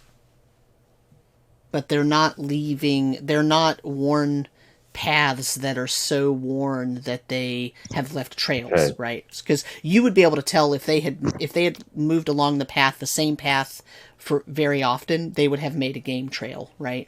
And there's not a game trail here that looks like they made it. But there are lots of footprints in a lot of different places. So it's pretty obvious that there's probably more than 8 of them. You just don't know where the others are. Yeah. And do these pits look like they're fairly freshly dug? You can ask Jake. Oh, yeah. Jake, you were in one of those? He decided to head first one of them. Oh, and Jake, hang on. You got a little goblin on you there. You might want to clean that up. Thanks. Yeah, they look pretty freshly dug. I mean, fresh. A couple of days, 3 days maybe. Right, there's been 6 days since the attack, right? Right. All right, so we collected their weapons. Let's continue on the way that we were going, ignoring the surveyors and following the tracks. Yes. Everybody, is that the plan? Everybody agree to that? Well, I don't think we have any tracks to follow, but just follow our original plan of where we were going. Yeah, I think we want to just kind of follow along the river and keep an eye out for this kind of stuff again, because we know that there's probably other goblins in the area. So we might want to just keep an eye out for it, but continue on our journey. And as Statler in chat reminds us, we are getting paid a daily rate. So if we have to check different areas, no. So you're saying we should go all the way back and around, but maybe this guy Bollocks has an idea. We go 3 days back the other direction and circle around the long Safeway. If we clean out these goblins, then there's just that much fewer goblins that'll be wherever they are. I suggest we just continue on with our plan, because we don't know if there aren't goblins over there, too. I agree with the pointy-eared one. Our job is to find the best, most safe route. Your job is to sit in the back and let us take care of business. Let's go We'll forward let you know and when we see. need a surveyor. Let's go forward and see if this one is the safest route now that we killed the goblins.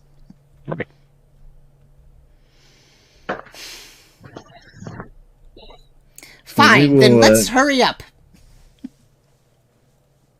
Perhaps we should stop and have some lunch while we're here.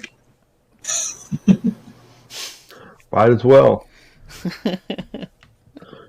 We probably won't have any goblins attack us while we eat if we do it here.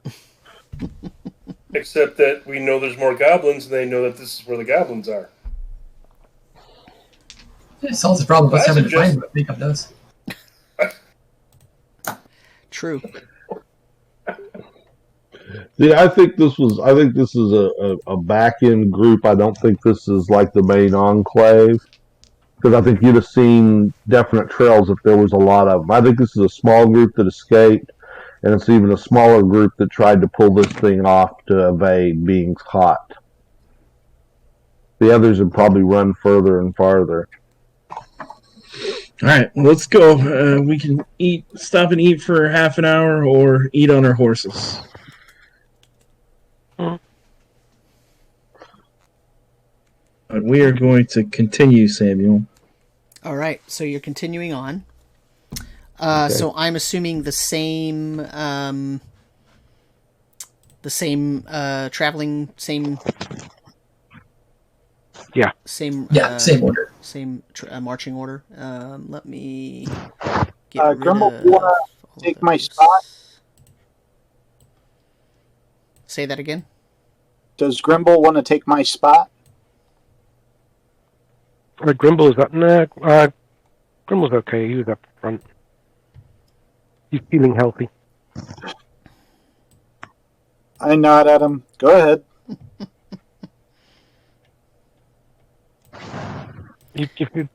You're close to him, so you can just pitch over and heal him as he falls.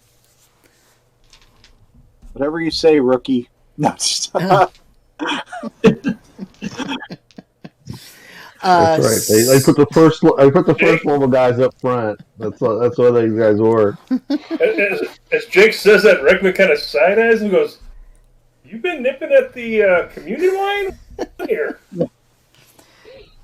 Oh, Rekmed, we were once rookies like that. I just took 3 arrows. I'm not sure I really want to say too much.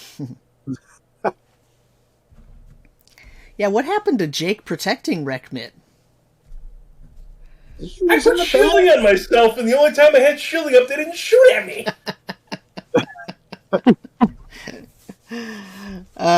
Okay, so you travel on. So are you going to... What's your plan for resting? Because if we look at the regional map here, let's see. 1, 2... You're going to start hitting steeper hills in about 2.5, 3 miles.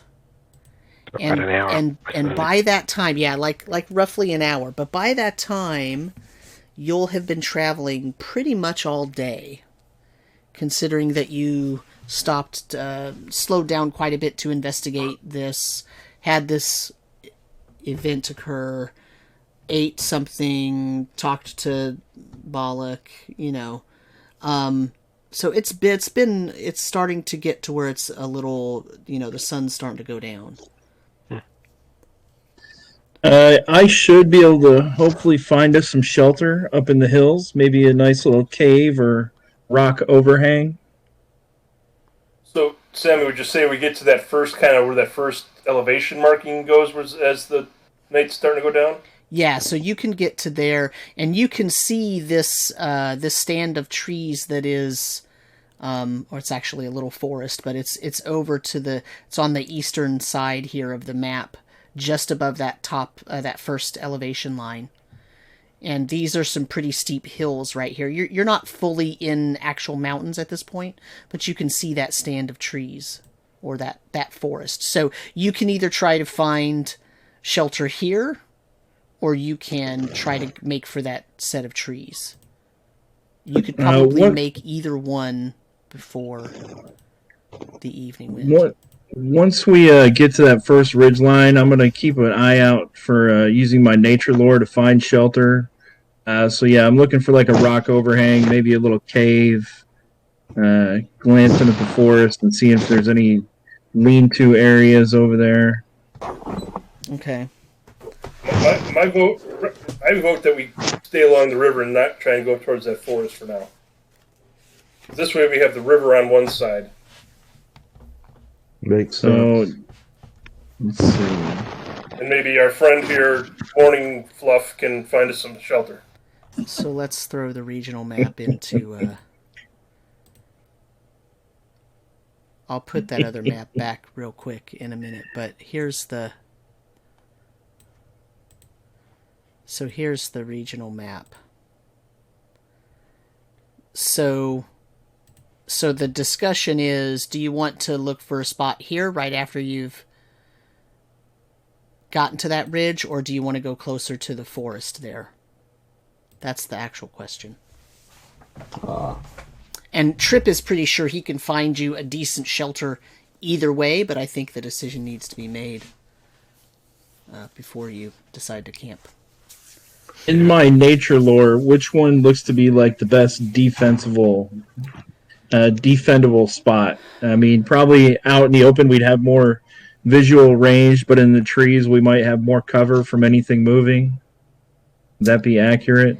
I mean, honestly, you probably are always going to be more comfortable in a forest environment, just because of who you are. But, you know, you're sort of at the base of the hills that are leading into a large mountain range. So, you know, you can be sure, you can surely find a place where you would have a sheer rock at your back and you would have the best view that you could find at your elevation. There's a perfect spot over by the trees, right over there. Don't you see it? Dwarf? Samuel. Well, as much as I like to go by the trees, maybe we should stay away from them just so that we're not... we only have one environment with the animals to worry about. Fear not the animals of the forest. They will protect us in our slumber. Yeah, until they kill you. The leaves overhang and sing their sweet song of night to lull us to sleep. Recommend. Have we, any of us, noticed while we were doing all this traveling any signs of the old road that would have led up to the quarry? That is a good question. How long ago it was?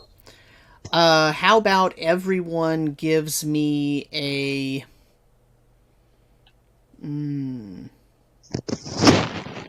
wisdom or intelligence siege check. I'll let you choose. Oh, thank you. Okay. Thank the All-Father.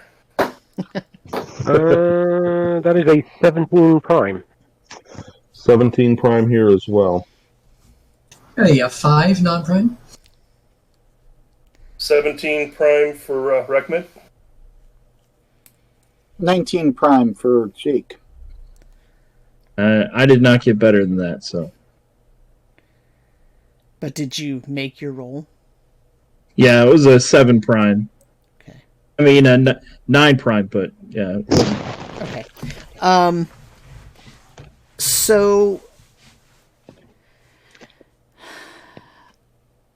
you feel like probably the area that you're traveling on is... Oh, my computer froze up. Can y'all still hear me? Yeah. Yeah. So you feel like... Grimble, Maul, Reckmit, Jake, all four of you have seen signs that there once was a maintained road here.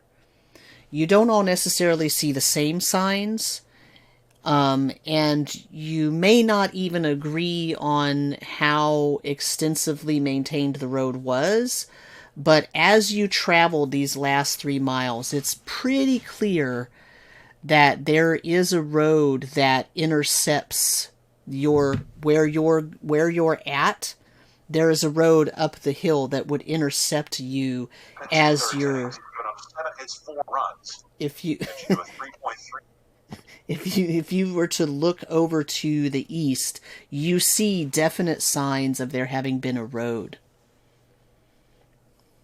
Now you're not on the road, but you can tell that there are signs in the east that there's a road, and you're on a trajectory that where you would actually you would intercept that road if you kept going, but then you went up in elevation.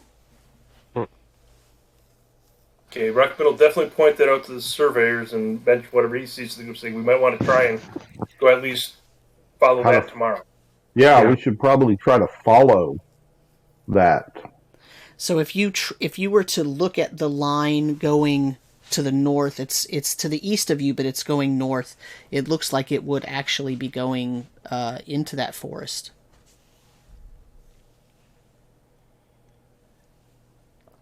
Now, you're not actually very close to it, so you easily could be misreading the signs, but that's what it seems like to the four of you, sort of independently. That's kind of what you've been paying attention to as you've been traveling, and you get closer and closer to the point where you would intercept that. You are thinking to yourself, that must have been the road, because I keep seeing sign. Okay. And which way is the road? Do we think the road's going? Is it going into the forest? It's going into the forest from the south. Okay. And so, so if I can draw you where it looks like the road is kind of coming from. I'll draw it in red. It looks like it's sort of almost as if it was coming up this way. All right. That makes some sense. Oh, would he maybe have gone out? Okay, so you'd head out from in the north and maybe head... to the other side of Goat Hill and then up the back side of Goat Hill. And as you're sort of going this way, you can see definite signs over here of where the road would have been. Because you're on horses, and once you get into the slightly higher elevation, you can immediately see, because you're no longer in the extremely tall grasses, right? You're kind of getting into this rocky region now, and as you look over, it's pretty obvious, and you can see where there's actually a split in those grasses in the south, and it looks like that's heading up to the north. Okay. But you're all very skilled. It's not the most obvious thing, and as I said, it's possible that there's something else that was there and not the actual road that you're thinking about. But from where you're at right now, that's what it kind of looks like. So to the forest, then. Tomorrow. So if we're heading to the forest, we might as well at least head towards the roadside. Right, I agree. We should head over to where we think that road is, and if it is the road, then try to follow it through the forest. But we're planning to camp in the forest, aren't we? If we actually run away anyway tomorrow, we might as well. But if you want to intercept that right now, you're at least a mile from it, mile and a half. Right. Wait a minute. All right, so I'm going to look for some shelter in the hills. How long is it until dark? Probably a half hour. Like, you could just make it to the forest.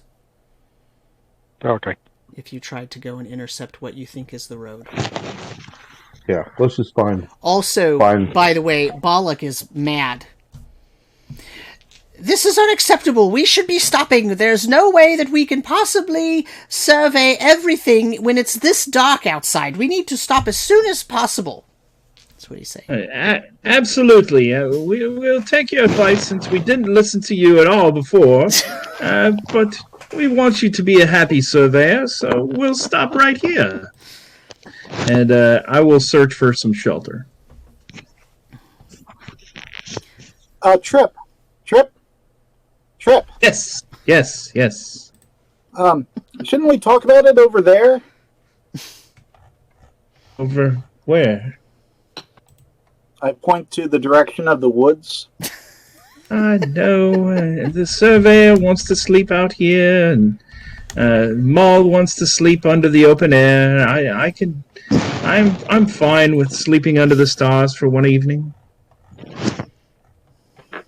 Are we still in the high grass? Or have we moved up enough elevation? You've moved up enough that you're no longer in the high grass. That's how it is that you can see the other road. Okay, just wanted to double check.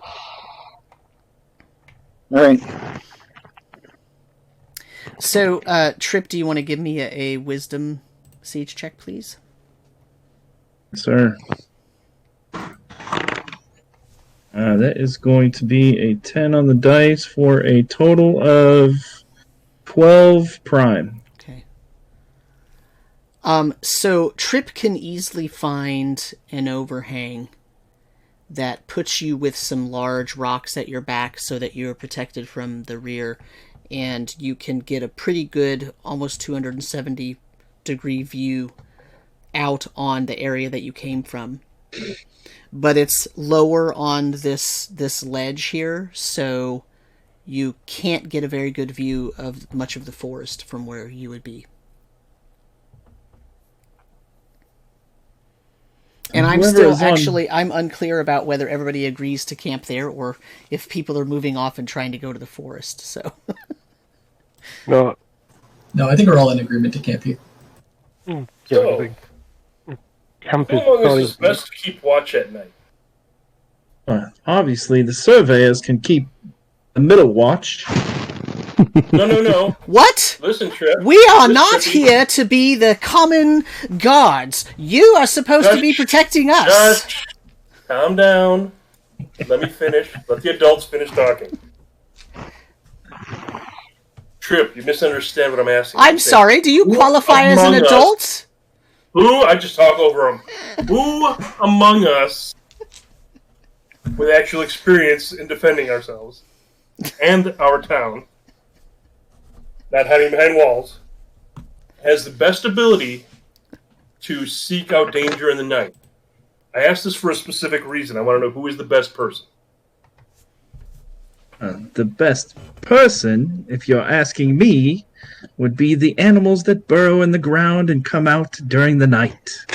I could perhaps find us a wolverine or some other type of nocturnal creature to tell us if they see of any nighttime movements. I appreciate that, Trip, but that's not going to work. It's got to be one of us. I will need to place a rune upon somebody, and they will be able to watch through the night as all of us, including that person, sleep. But I need someone who is very perceptive, and it would be very good, because then all of us could rest, and we could get an earlier start in the morning. Jake seems like the most perceptive one of the group to me.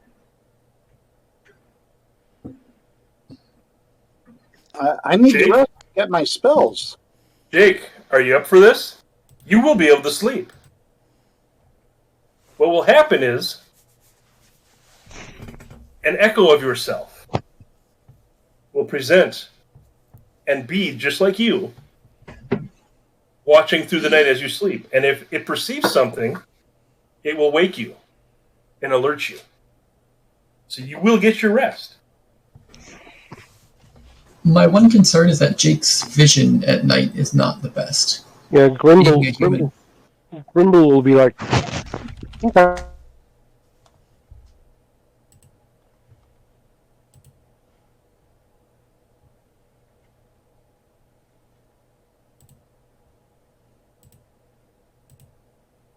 I might be best suited for that.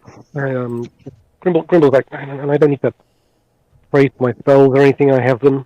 I'm a dwarf, so perhaps myself. Before we rest, if there's anyone with a healing spell yet, Bert is still down 4 points. Looking a little worse I for a can wear. hear you. Oh, I could heal you.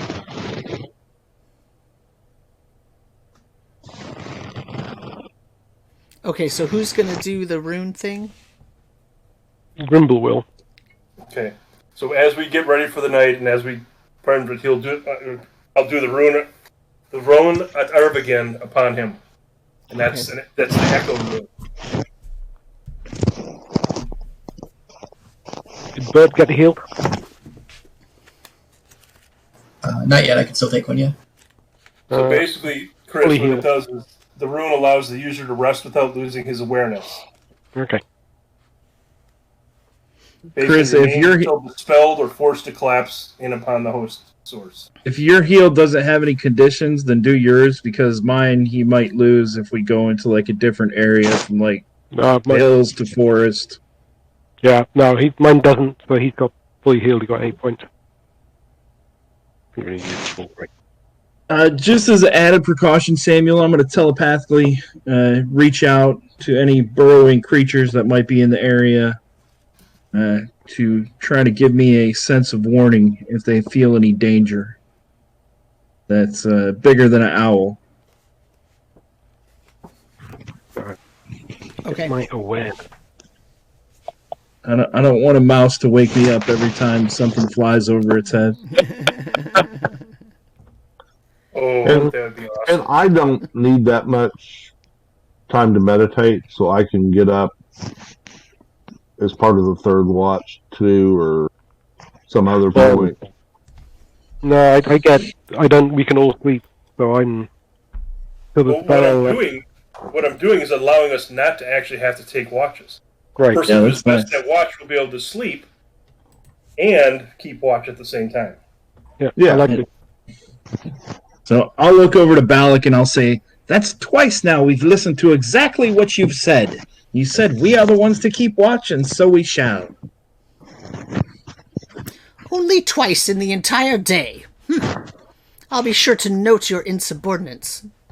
Well, we've only not listened to you once, so you're up on the scorecard.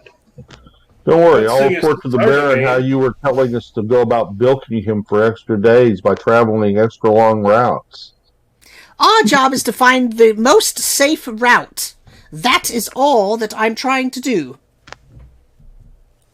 Well, good luck, Balak, because we don't know what's a safe route, so we'll have to just keep wandering around to find out where the dangers are, so we know where the safest ones are. And now go to sleep. You short ones are impossible. He turns away, ignores everything for the rest of the night. So short ones. Balak is like 6'3". I know Rekmid is really tall for a dwarf. I was hoping. Because I wanted to get to what are you talking about? But he knows you're a dwarf, so it's not really about height. It's about his distaste and disdain of dwarves, gnomes, and halflings. So I started a little fire in case we want to cook a warm meal. Put that out before we go to bed, and then bed down for the night.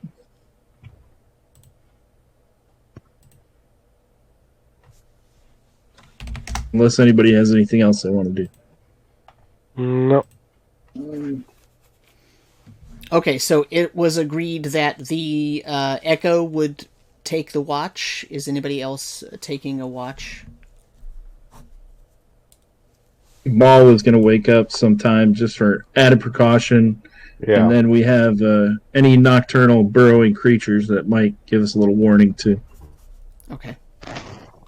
Rickman has full confidence in his ability, so he's feeling like Gimble's got it.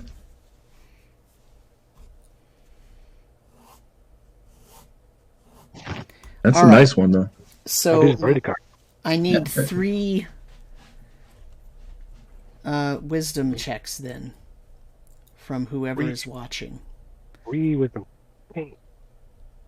Number 1. Do you want me to roll for the nocturnal creatures? Yes, please. Wisdom? My wisdom or theirs? Yours. So that's a 9 prime. Okay. Oh, that's better. That's a 22 prime. And that's a 19. And what did the nocturnal creatures get? They got a 8 prime. Okay. It's official. I'm going to use Owlbear for the rest of the night. And I was up for the third watch and got a 17 non-prime. Okay.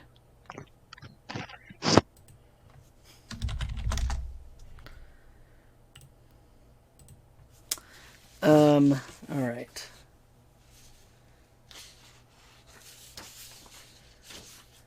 So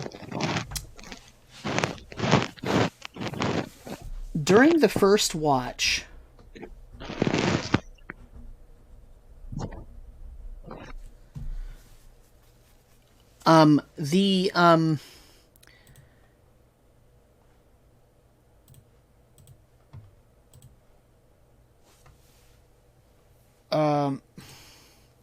during the first watch, there is a distinct sound of what sounds like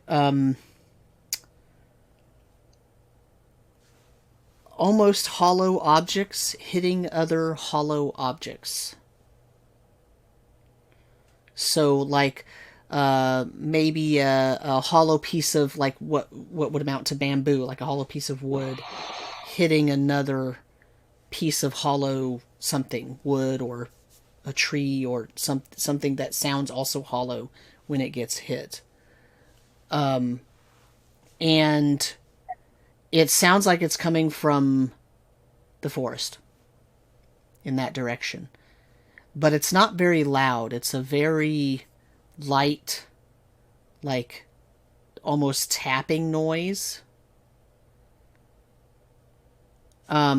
And Trip, the animals wake you in alarm.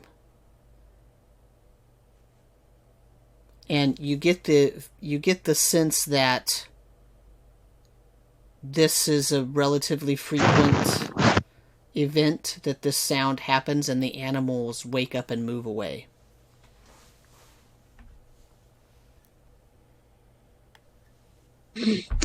So do they have a fear sense coming from them?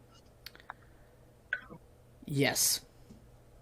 And Grimble is the one with the echo, right? Correct. You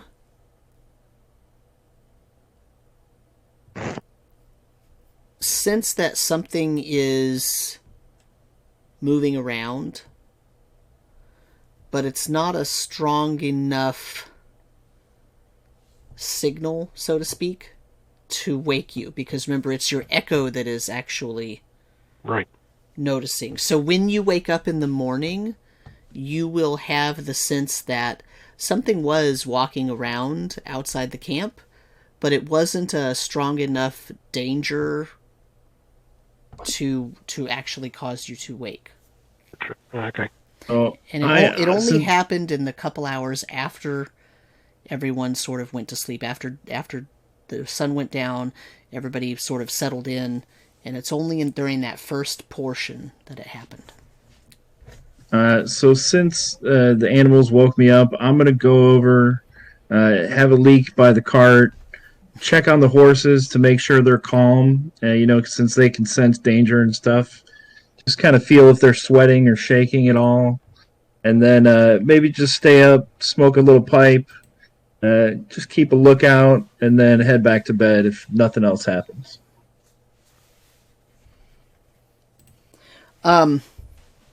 As you're laying back down to go to sleep, you hear the sound of pouring water, and Balak sputters. Who did that? Who did that? And you see I immediately close my eyes and act like I'm asleep. You hear him moving around and sort of wringing out water out of his tunic and out of his blanket. He grumbles, and you could sort of feel him looking around, because you close your eyes so you can't see, but you could feel him sort of looking around, and he stares at Grimble, because he knows Grimble's supposed to be on watch, and he sort of, and he sort of finally lays back down.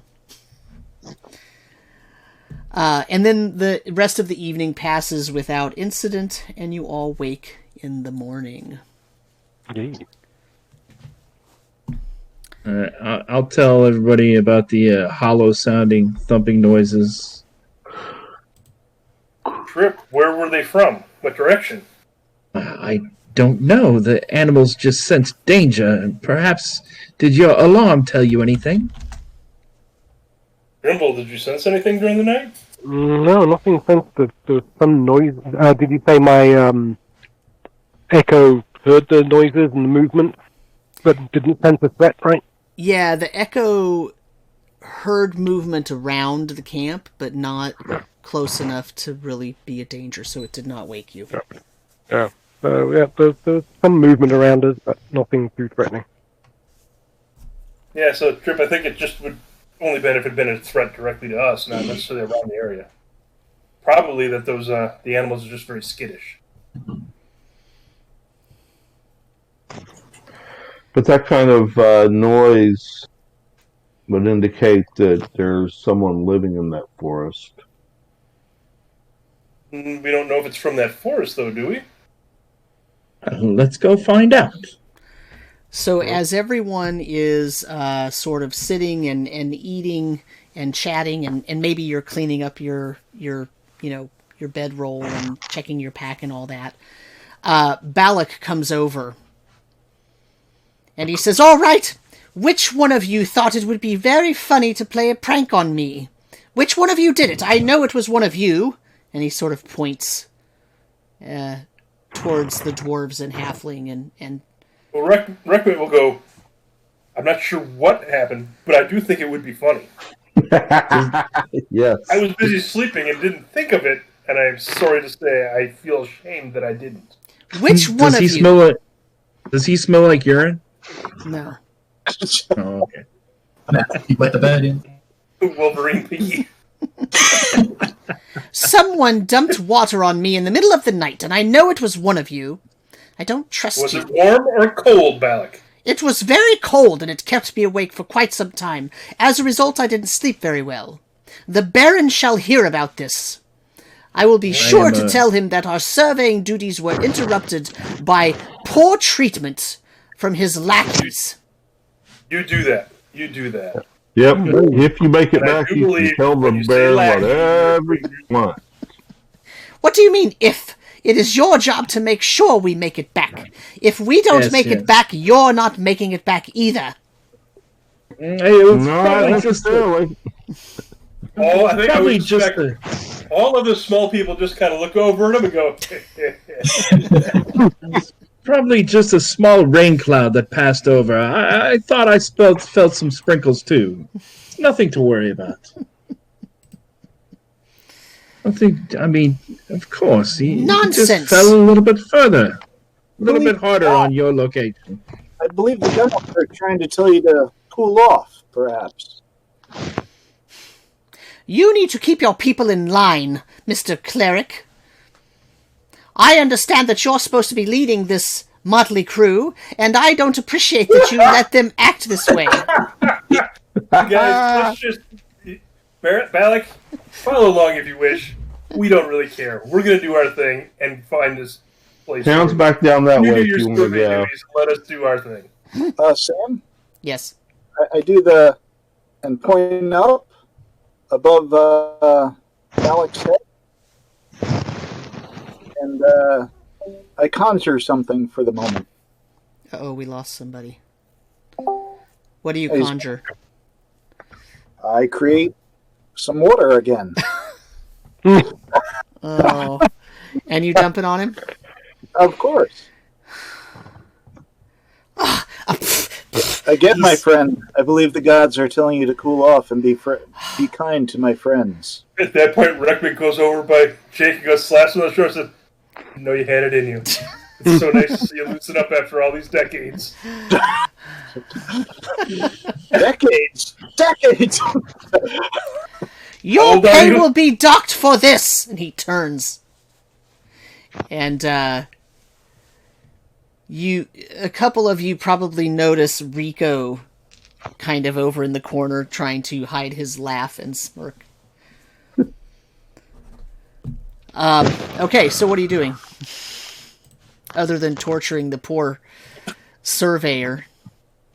Your fault. He's just trying to do his job. We are heading to the woods. Yeah, we're gonna. Actually, I think we're gonna head straight. What is that? East.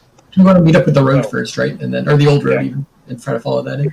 I'd almost say we should get up on that ridge line, follow it along, and try and intersect that road, so the surveyors can have a point on that hill to start where the road would be, if that's what it is, and then follow that into the forest. I totally agree. Okay. And we ascended the first. If I don't think we should ascend any higher. I think we should go straight across to it on this level, so we can see what kind of ability it has to help get up the grade. Yeah. You had dropped back down when you camped, though, because Trip found a location that was further down. My only disagreement to that, and not necessarily a big thing, is I would like to be on the high ground so we can kind of look down from the hill into that slight little valley below. But we can follow underneath the ridgeline as well. I just don't necessarily like being under stuff. We can go out a bit. But it's up to you guys. I'm really okay either way. I just, I like living above ground. You think, Alex? I think we could do both. We could follow along the top of the ridge, and then we get to the road. We can just take a quick peek down and see how it travels up the gradient. That works too. You know what? We could send the surveyors down the hill, and they could just do their surveying all on their own. Just keep it on. That'll be dead. So as we're traveling to the forest, Samuel, I'm going to kind of hang back after the first little hex and ride next to Balak and just kind of schmooze him a little bit and say, well, yes, I'm used to this type of treatment that you just received, and try to sympathize with his situation to get him to be my friend. And then I'm going to cast Prestidigitation on him to warm his clothing so he's nice and snuggly. Do any of the rest of us notice him doing this? No, you don't. I'm making sure they don't notice it. What is that right there? Right there on the nose? He doesn't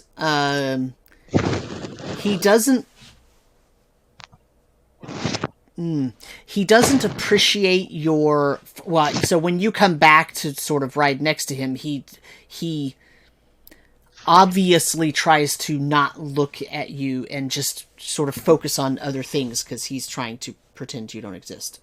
That's right. I'll win him over. I'll win him over eventually. As you talk to him, he is vocally, actively trying to engage Rico in conversation, even while you're trying to talk to him. Okay? But when you warm his clothes, you see that he sort of gets a lot more comfortable, and he doesn't say thank you, but you can tell he knows that you did it, so he stops trying to actively engage Rico in conversation, and he just falls silent. All right, one final thing after I go back to my spot, I'll say, all of us little people aren't that bad. And I'll go back up to next to Daisy. Okay. All right, so you get to that ridge, and you can see what looked like a road. And when you look down the ridge, it's pretty obvious that there was a maintained road. It's fairly overgrown now, but the type of grasses and small hedge bushes that are lining the road or that are growing where the road was are a little bit different and have an obvious pathway that they're following. So it does look to you like this was a road. You're not sure actually if it was the maintained road or if it's just was basically a pathway that was just used so frequently for a while that it became obvious, because it doesn't look like there's any large, very large cobblestones or large, pieces of flat stone that were set to pull carriages or anything on. And remember, part of this is going to a quarry, so you would think that if they were carrying large carts full of big stone pieces, that they would have to have some kind of smoothed out area that they maintained. You're not exactly sure if this is it, but it does look like the remnants of something that could possibly have been that, but it doesn't feel like it's been. I mean, the wall that's around the town has only been there for, well, it's been there for as long as any of you can remember, even Rekmit, but it's not like ancient, right? It's not like 300 years old or something like that. So it feels weird. Like, it feels like this road, it was maintained at some point in time, but it has now actively been ignored. So you're saying the wall's been there for at least about 150 years? Minimum, yeah. But not like hundreds and hundreds of years. But it doesn't look like this road is of the construction that would have been built to haul stone. Right. Not in such amounts that it would take to build that wall. Well, what do our surveyors think? They think there was definitely a pathway here, and it could be easily re-cleared. So this also could have led to the gem mine too, which wouldn't have needed for such a heavy base. So we may not have found the road to the quarry itself, but at least we'll have something we found. Right. So once they do their business, do we want to take them down through the woods to the trail, through south, or do we want to go north? I think we want to go north. I think we're going north into those woods. Yeah. I would say once we find this quarry, maybe then we'll be able to find the road, and we can follow that back if it turns out not to be this. But at least now the surveyors will have this marked as a track that whether the Baron or whoever, they want to figure out if it's useful or not. We don't know yet. So we have not entered the woods yet, right, Samuel? Right, on the you're map, you're on the ridge right where you've just met the first sort of bigger elevation hike, where that road is. So you're probably, half a mile or so from the. Yeah, you're there. So you're probably half mile from the forest edge. Because you came back. You didn't go to the forest. You sort of stayed on the edge and went towards the road.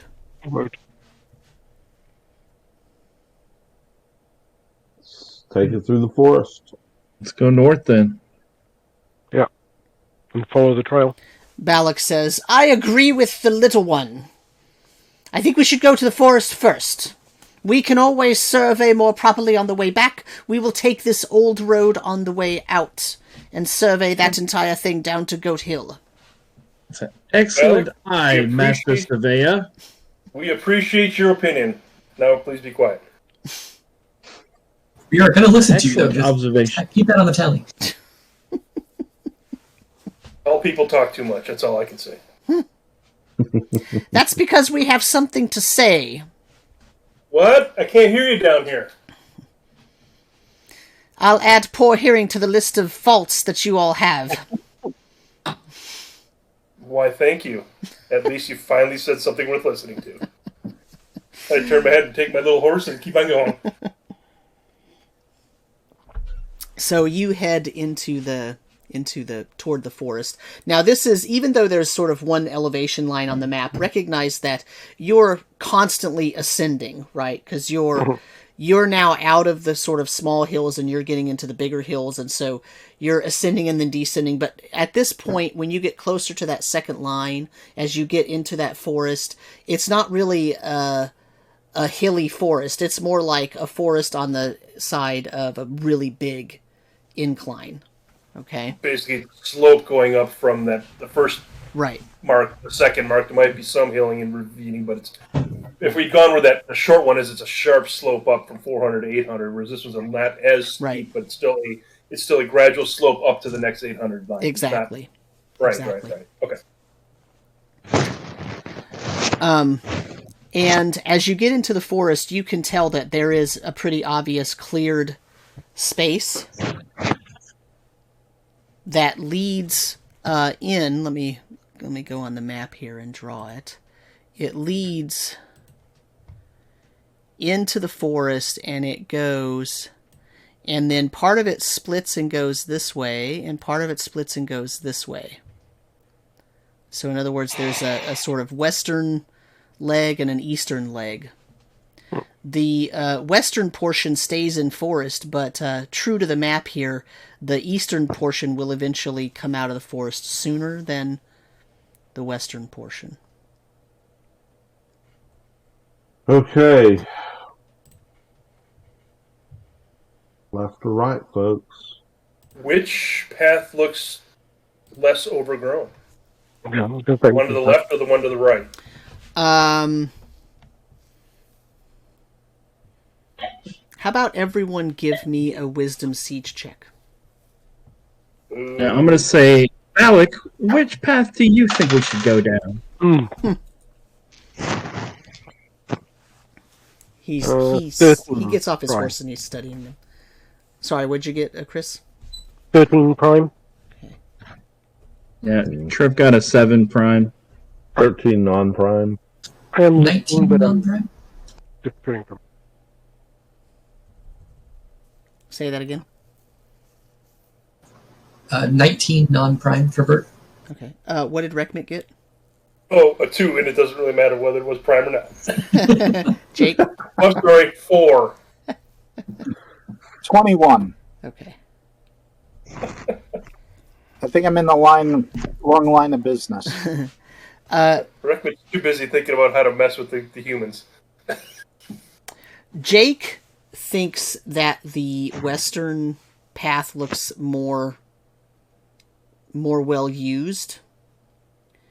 And Bert, you actually see footprints along the second road or in the area. It's not on the road part, but sort of to the sides, leading to and from the road, as if someone went off the road. But the footprints are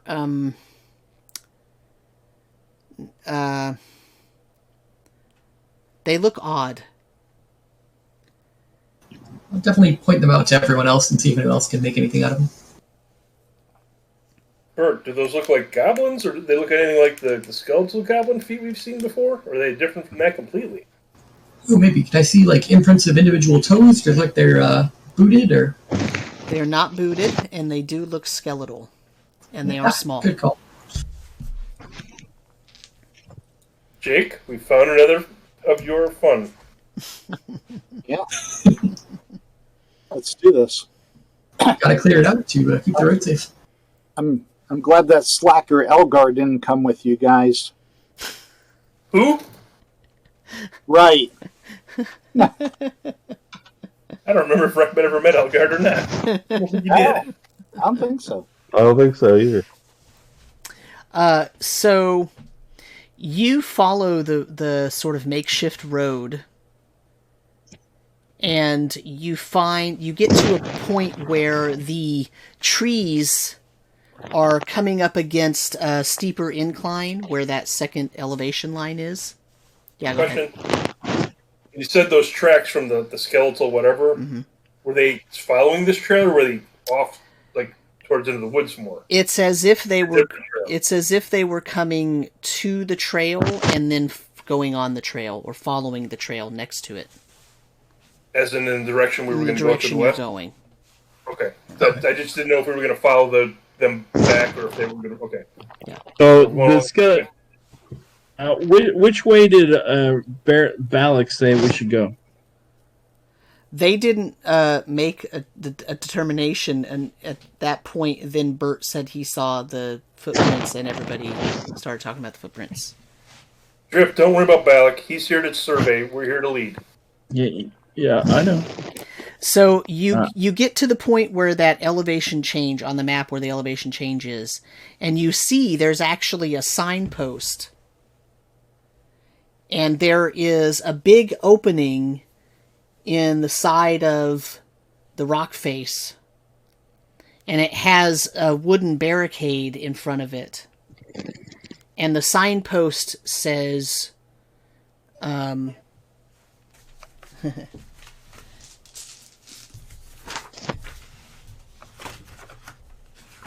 it says Craystock Mine, no entry to unauthorized individuals. And then there's like wooden barricade in front of the opening. Do the skeletal footprints, are they still heading that direction? Yes. They go in the mine? If you look at them now, some of them look like they're coming out of it, and some look like they're going in. Sweet. All right, well, 2 birds in one stone. Well, we meant to find the quarry, but we found the mine. Yeah, and it's 10 o'clock, so we're gonna wind up this session with you finding the mine, and I want to talk to you about a change I think I'm gonna make.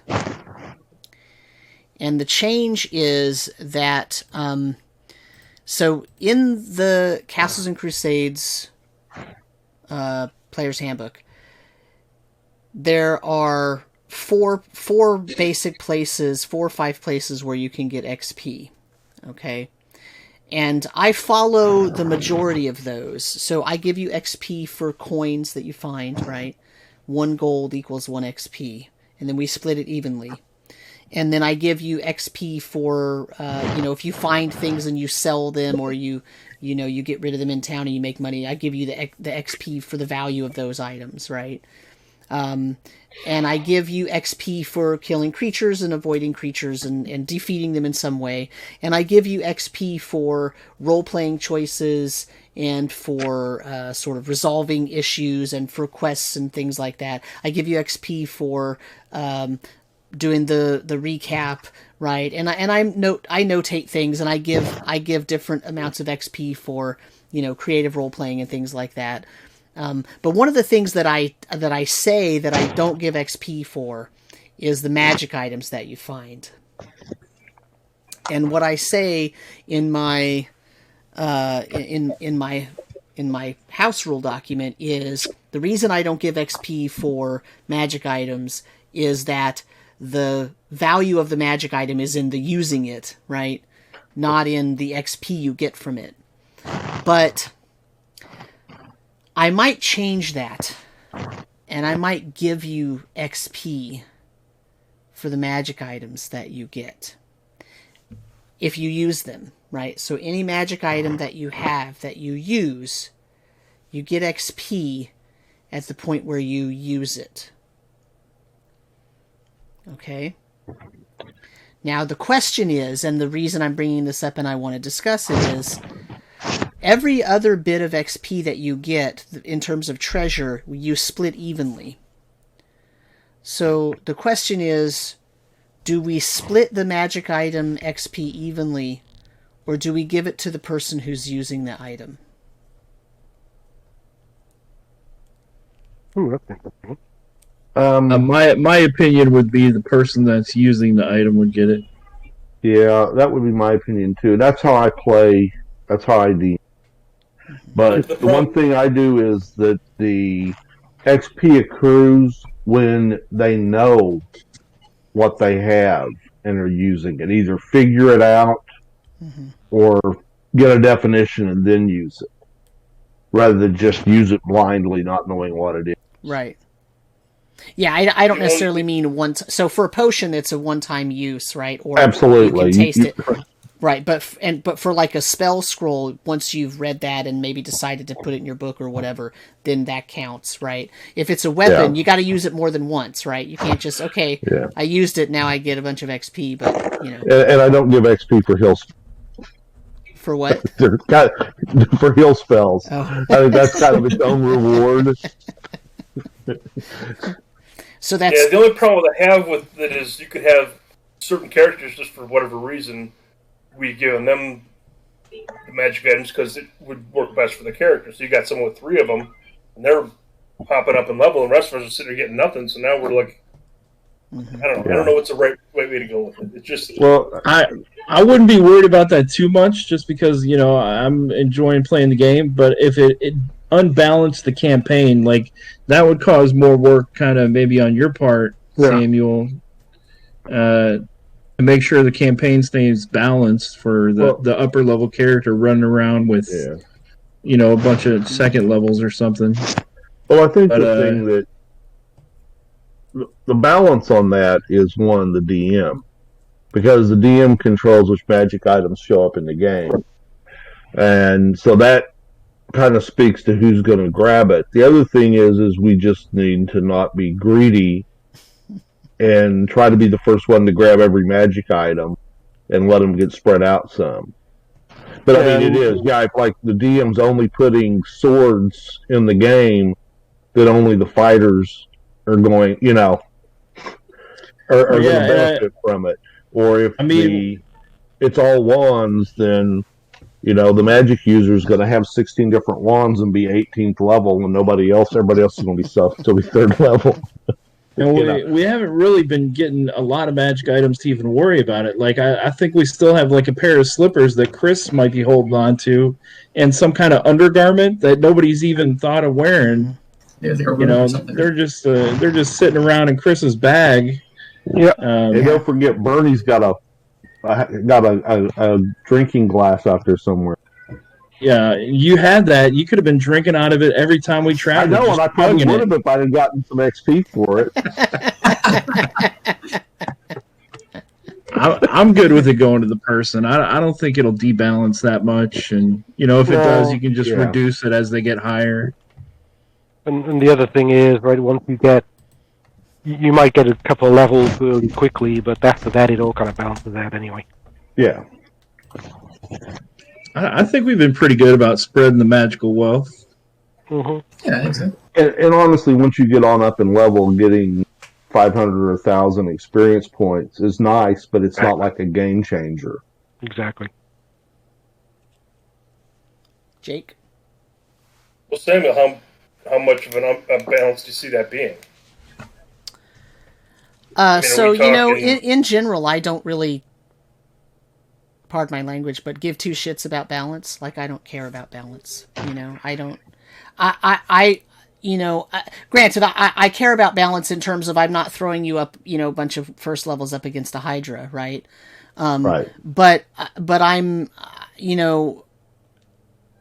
the balance comes in where, okay, you're fighting 8 goblins. If you're 5th level, you're not fighting 8 goblins. You're going to be fighting 25 goblins, or 8 goblins and 2 big old ogre leaders, right? Or whatever. So I don't have any problem kind of molding the encounter to what I think is challenging.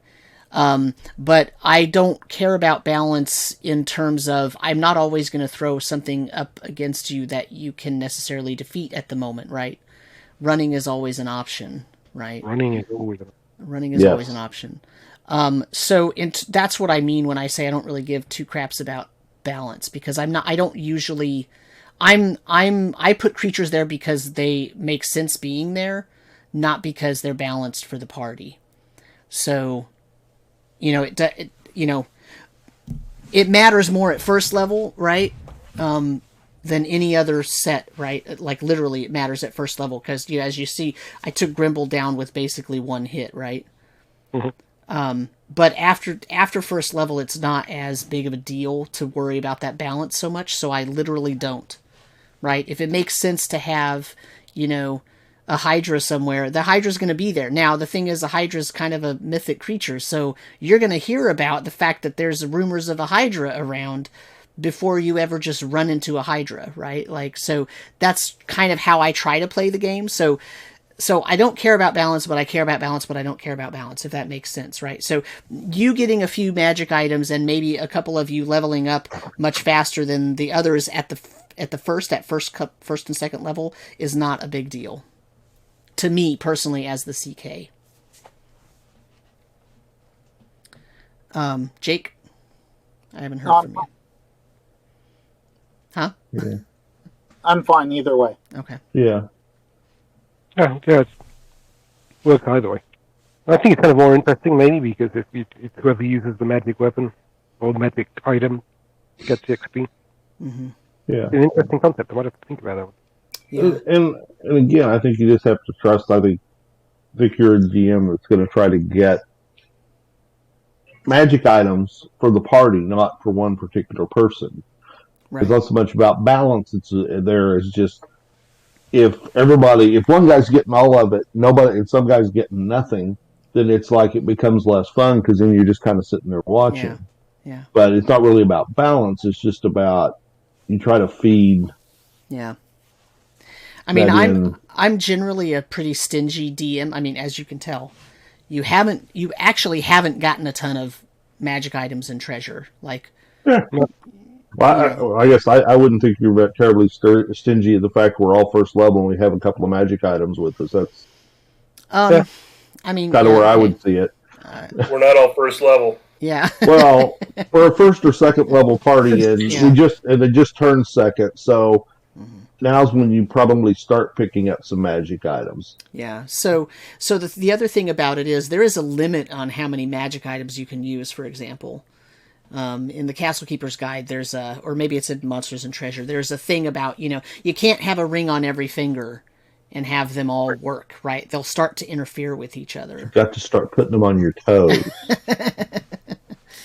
But so there are some limits there. The thing is that then the question is, when you stop using that magic item and you start using a different one, then what happens to that XP? Does it go away? Like, you know what I'm saying? So that's actually one of the reasons why I didn't, other than that I think magic items are there to be useful, not to be for XP. But if you're using a magic item and then you get XP for that, and then you stop using that one because you got something better, so to speak, do you remove the XP from the first one and get the XP amount from the second one? I would think so. Seems weird. I mean, particularly if you give it away. So it kind of gets messy, though, right? Trying to keep track of it. Yeah, it seems kind of ridiculous, right, to think of it that way. Jake? Yeah, can I wear Trip's boots next week? No. Well, I mean, you're human. Cut off. We can Bert the week after, so he gets the XP. Then we'll go to Bernie, then Chris. Yeah, I mean, you're human and you're already old, so yeah, maybe I'll let you use my boots. I just need to attune to them to get the XP, and I pass them along. But you don't have to attune to them because we're not playing 5th edition. Yay! You just put them on and they're yours. The boots are actually magically stuck to my feet. They won't come off. Yeah. Well, we'll have to drop a house on you then, because we know that works. I'll have Balak kick your ass. Please Don't do. be that trip. How'd that mic get in his stomach? I don't know where that came from. Okay, so the question is, here's what I need to know. I need to know, then, because now I need to calculate some things. So,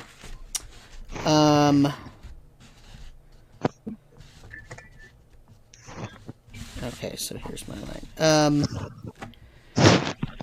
So you found 3 sort of potions previously, and no one used them.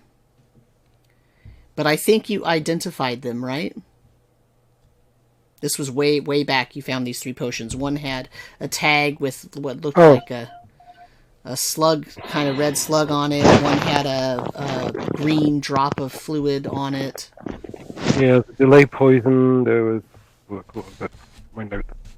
Yeah, you ID'd them, right? I have what they are. I just Yeah, so one was a potion of tongues, one was a neutralized poison, and one was an oil of blessing. But nobody used those yet, right? Correct. Yeah, we got all kinds of stuff we're sitting on. There was scrolls there were 3 scrolls with spells on them, and I think Leonise has those, right? And she probably scribed them into her spell book. Or does she use a spell book? Because she's an Oralau. Well, he does have a spell book. She just doesn't have to memorize spells. So if she scribed them into her spell book, she's going to get the XP for those. Okay. So Leonise gets that.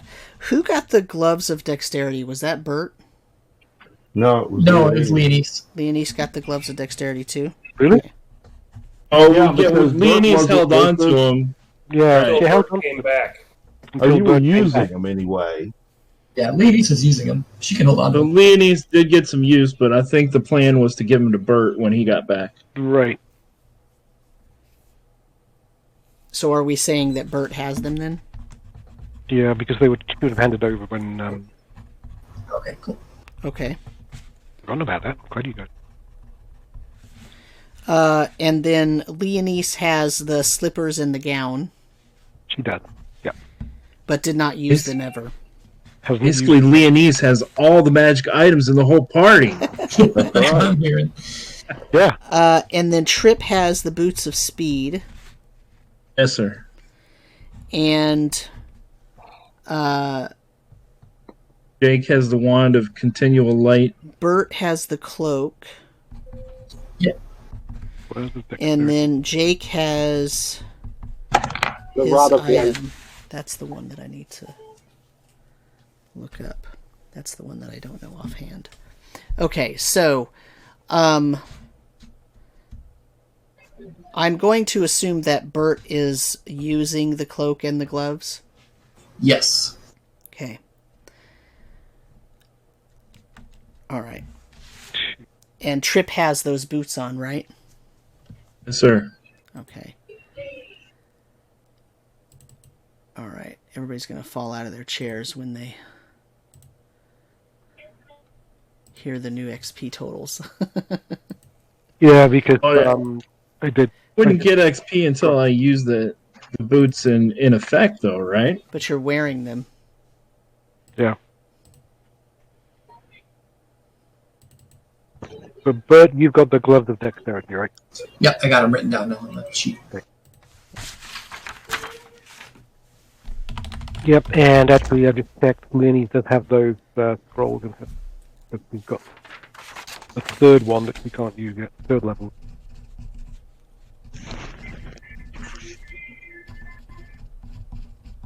Oh, interesting. So that's right, the gown and the slippers, it was anyone who wears only the gown and the slippers is fully healed in 3 hours. Oh, so we did figure out what they did. Mm-hmm. Nobody's used it yet. I mean, we haven't had... Fully healed? Yeah, so it's fully healed in 3 hours.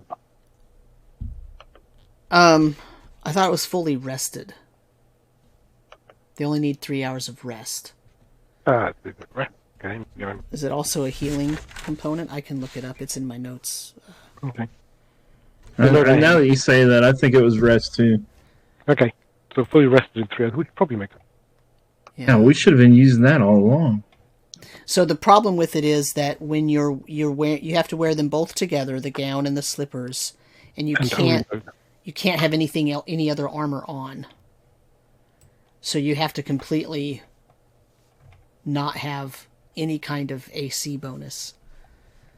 But for a barbarian, Barbarian Well, rushes into battle with it. How much armor does it give you? no armor. It doesn't give you armor. What it does is it makes it so that you only need 3 hours of sleep rather than an 8-hour rest period, right? Or 6-hour rest period, whatever. Basically cuts your your needed rest in half. It could be good for like Leonise, then we can get our spells back twice as quick. So the question is then, do you want me to add these in to everybody's XP totals? Let's do it. Yeah, do it. Okay, so give me a couple minutes. Chat amongst yourselves, and I will... So, I mean, just to even it out, we need to find some magic items for the people that don't have them, and then give them to them, so it's all even. Yep. Well, it sounds like we just need to find Leonise, and they'll probably have magic items. Yeah, because Leonise hasn't used, well, I don't know if he gets XP for working it out, but he might have done detect magic on it. Or identify. I think we've done identify on it. Yeah, so there you go. So that's the point, Sam. What's that? Because you have to do it when it's used. Otherwise, Leonise will always get it whenever she uses identify. Yeah. Say that again. Sorry, I didn't catch catch that.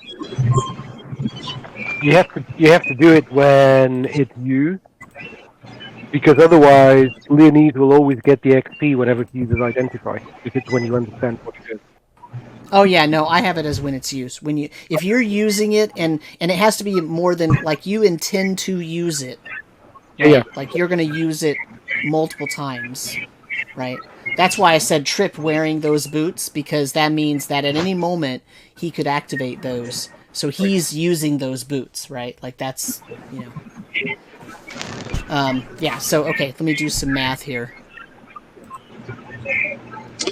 So, talking to the rest of the guys, did the tracks that we found, or did they split off both left and right?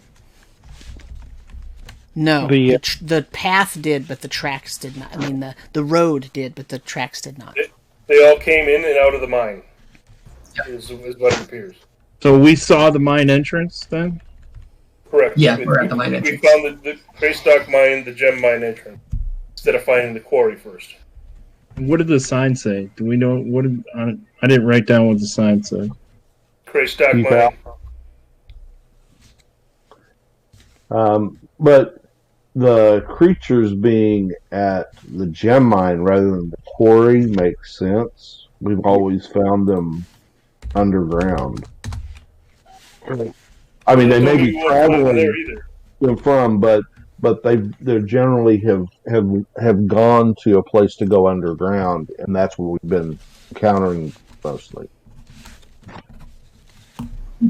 Quarry's probably not underground; it's probably just a big pit, and so it probably doesn't have any alert to them. All right. So which way do we go, left or right? I was listening, but I didn't take a note. Right, I think. You went right. Okay. We went left. We go left? Just say. Yeah, that was to the west. Whatever the track was to the right was less beaten down.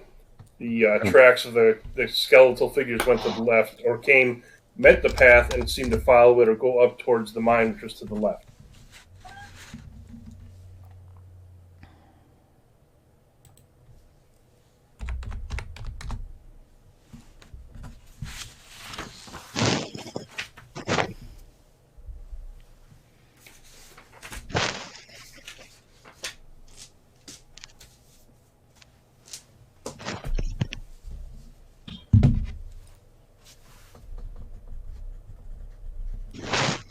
So we've got to the line.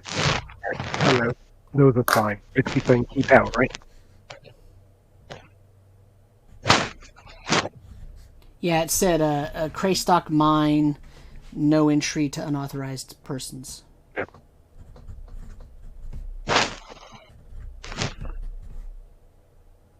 And we are authorized. Hereby. If we're not, Bollock is, so we can kick him down first. And this is the King and Queen's mine, or the Baron's mine, I'm sorry. Yes. Yep. So he says. Right. Don't want to go in the wrong mine. Yeah, I'm sure there's a bunch of them up here. We were looking for the frickin' quarry, and we did find the mine instead first. Because wasn't the mine supposed to be farther out than the quarry? I know one of them was further than the other one. I don't remember which. One was to the west, one was to the east. The mine was more to the east then.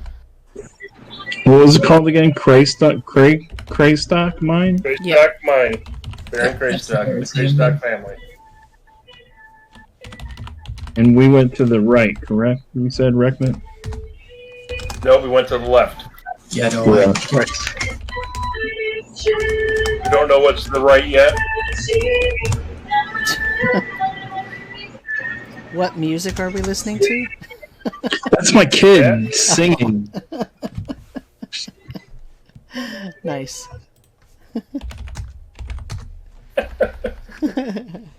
Turn that beat down, you kids.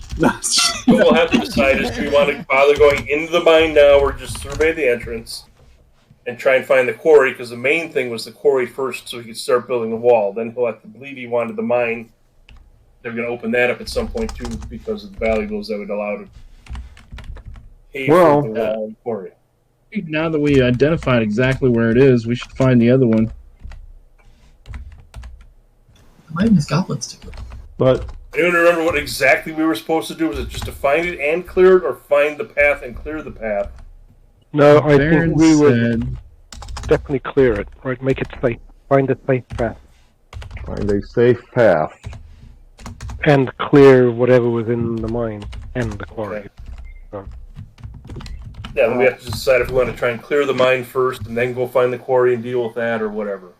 Because obviously, this is the road to the mine, but this is the road to the quarry is different because this is not built to haul stone. This is built to handle with the gems and stuff and the ores that came out of the mine. But it might be best to go ahead and go find the quarry. Then take these jokers back to town and let them do their survey and then come back out so we don't have to listen to Bollock or worry about taking care of him, babysitting him. He's going to find a deep hole to fall into. into. The mine. Yes, he may, particularly if we go in this mine with him. Were those tracks skeletal tracks? They did look like skeletal tracks, yeah. Yep. Okay, so that Reckman will mention that also seems to tie into this whole Narrheit thing, or at least Narrheit-like that was with the whole necromancy crap of Horus, potentially. Yeah, so it does seem to be all connected. It still may be on that main thing we were originally trying to track down, so it may not be completely a loss of that as well. That may be a reason for us to try and clear this too, just to work out whatever rat's nest or undead nest is here, just to bring it up as a point to think about. Samuel P.S. Medgar said hello to you in chat. Oh, hey, how's it going?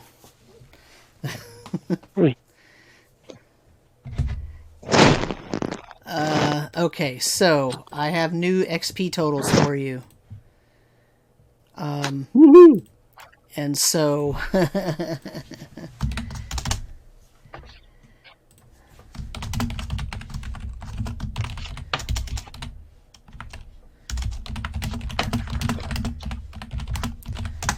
all right, so this is going to knock some of your socks off, okay?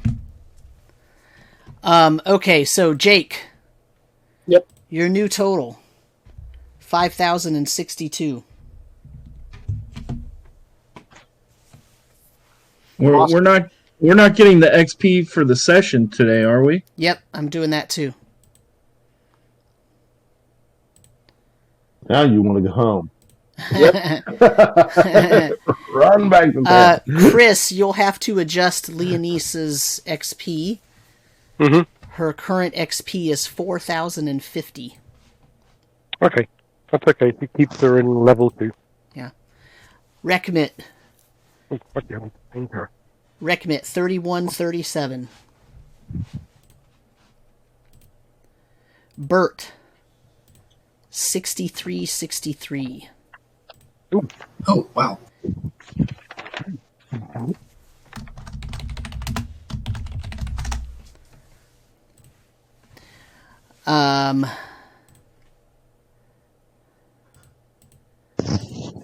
Gil stays the same. Trip, 3810. Hey, that's a 2,000 point jump. Yep. Maul, 775. Wow. Grimble, 825. Right. Okay.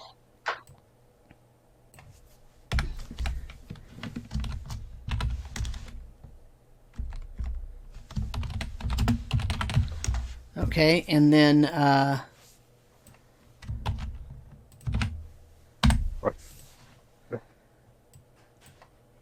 yeah, so that's that. It should be that should catch everyone up for anything that has been used. Okay, and that includes today. Today's actual session XP for everybody that was here: Maul, Jake, Grimble, Trip, Burt, and Rekmit.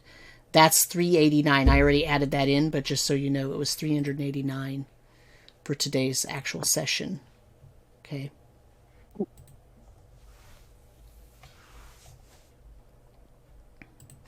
Cool.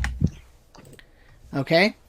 So you'll have to figure out if that levels you up and what you'll need to do if you want to go back to town and all that for next week. So, but right now you're standing at the entrance to the Craystock mine, and you have seen skeletal footprints going in and out, goblin-sized skeletal footprints, which you're relatively familiar with now. And the surveyors are quite unhappy, but they do believe that the road going south is the better choice on the way home. They are not happy about the sound of skeletal footprints. So that's something you'll have to deal with next week, because Gallic is going to get all on his high horse about it and want to turn around, because your job is to keep him safe in his mind. So, okay, but other than that, I think we are pretty much done here. So we can say goodbye to our wonderful audience. Thank you for hanging out and watching, and Yes, thank you. Hopefully it was a little bit entertaining to see them struggle with 8 lowly goblins, fight with a surveyor, and watch Jake do a head first nosedive into the pit of unknown goblin-esque. So with that, I think we will go ahead and check out of here, and we will be back next week. So we'll see you then. Have a good night, everybody. Good night. Night, everyone. Adios.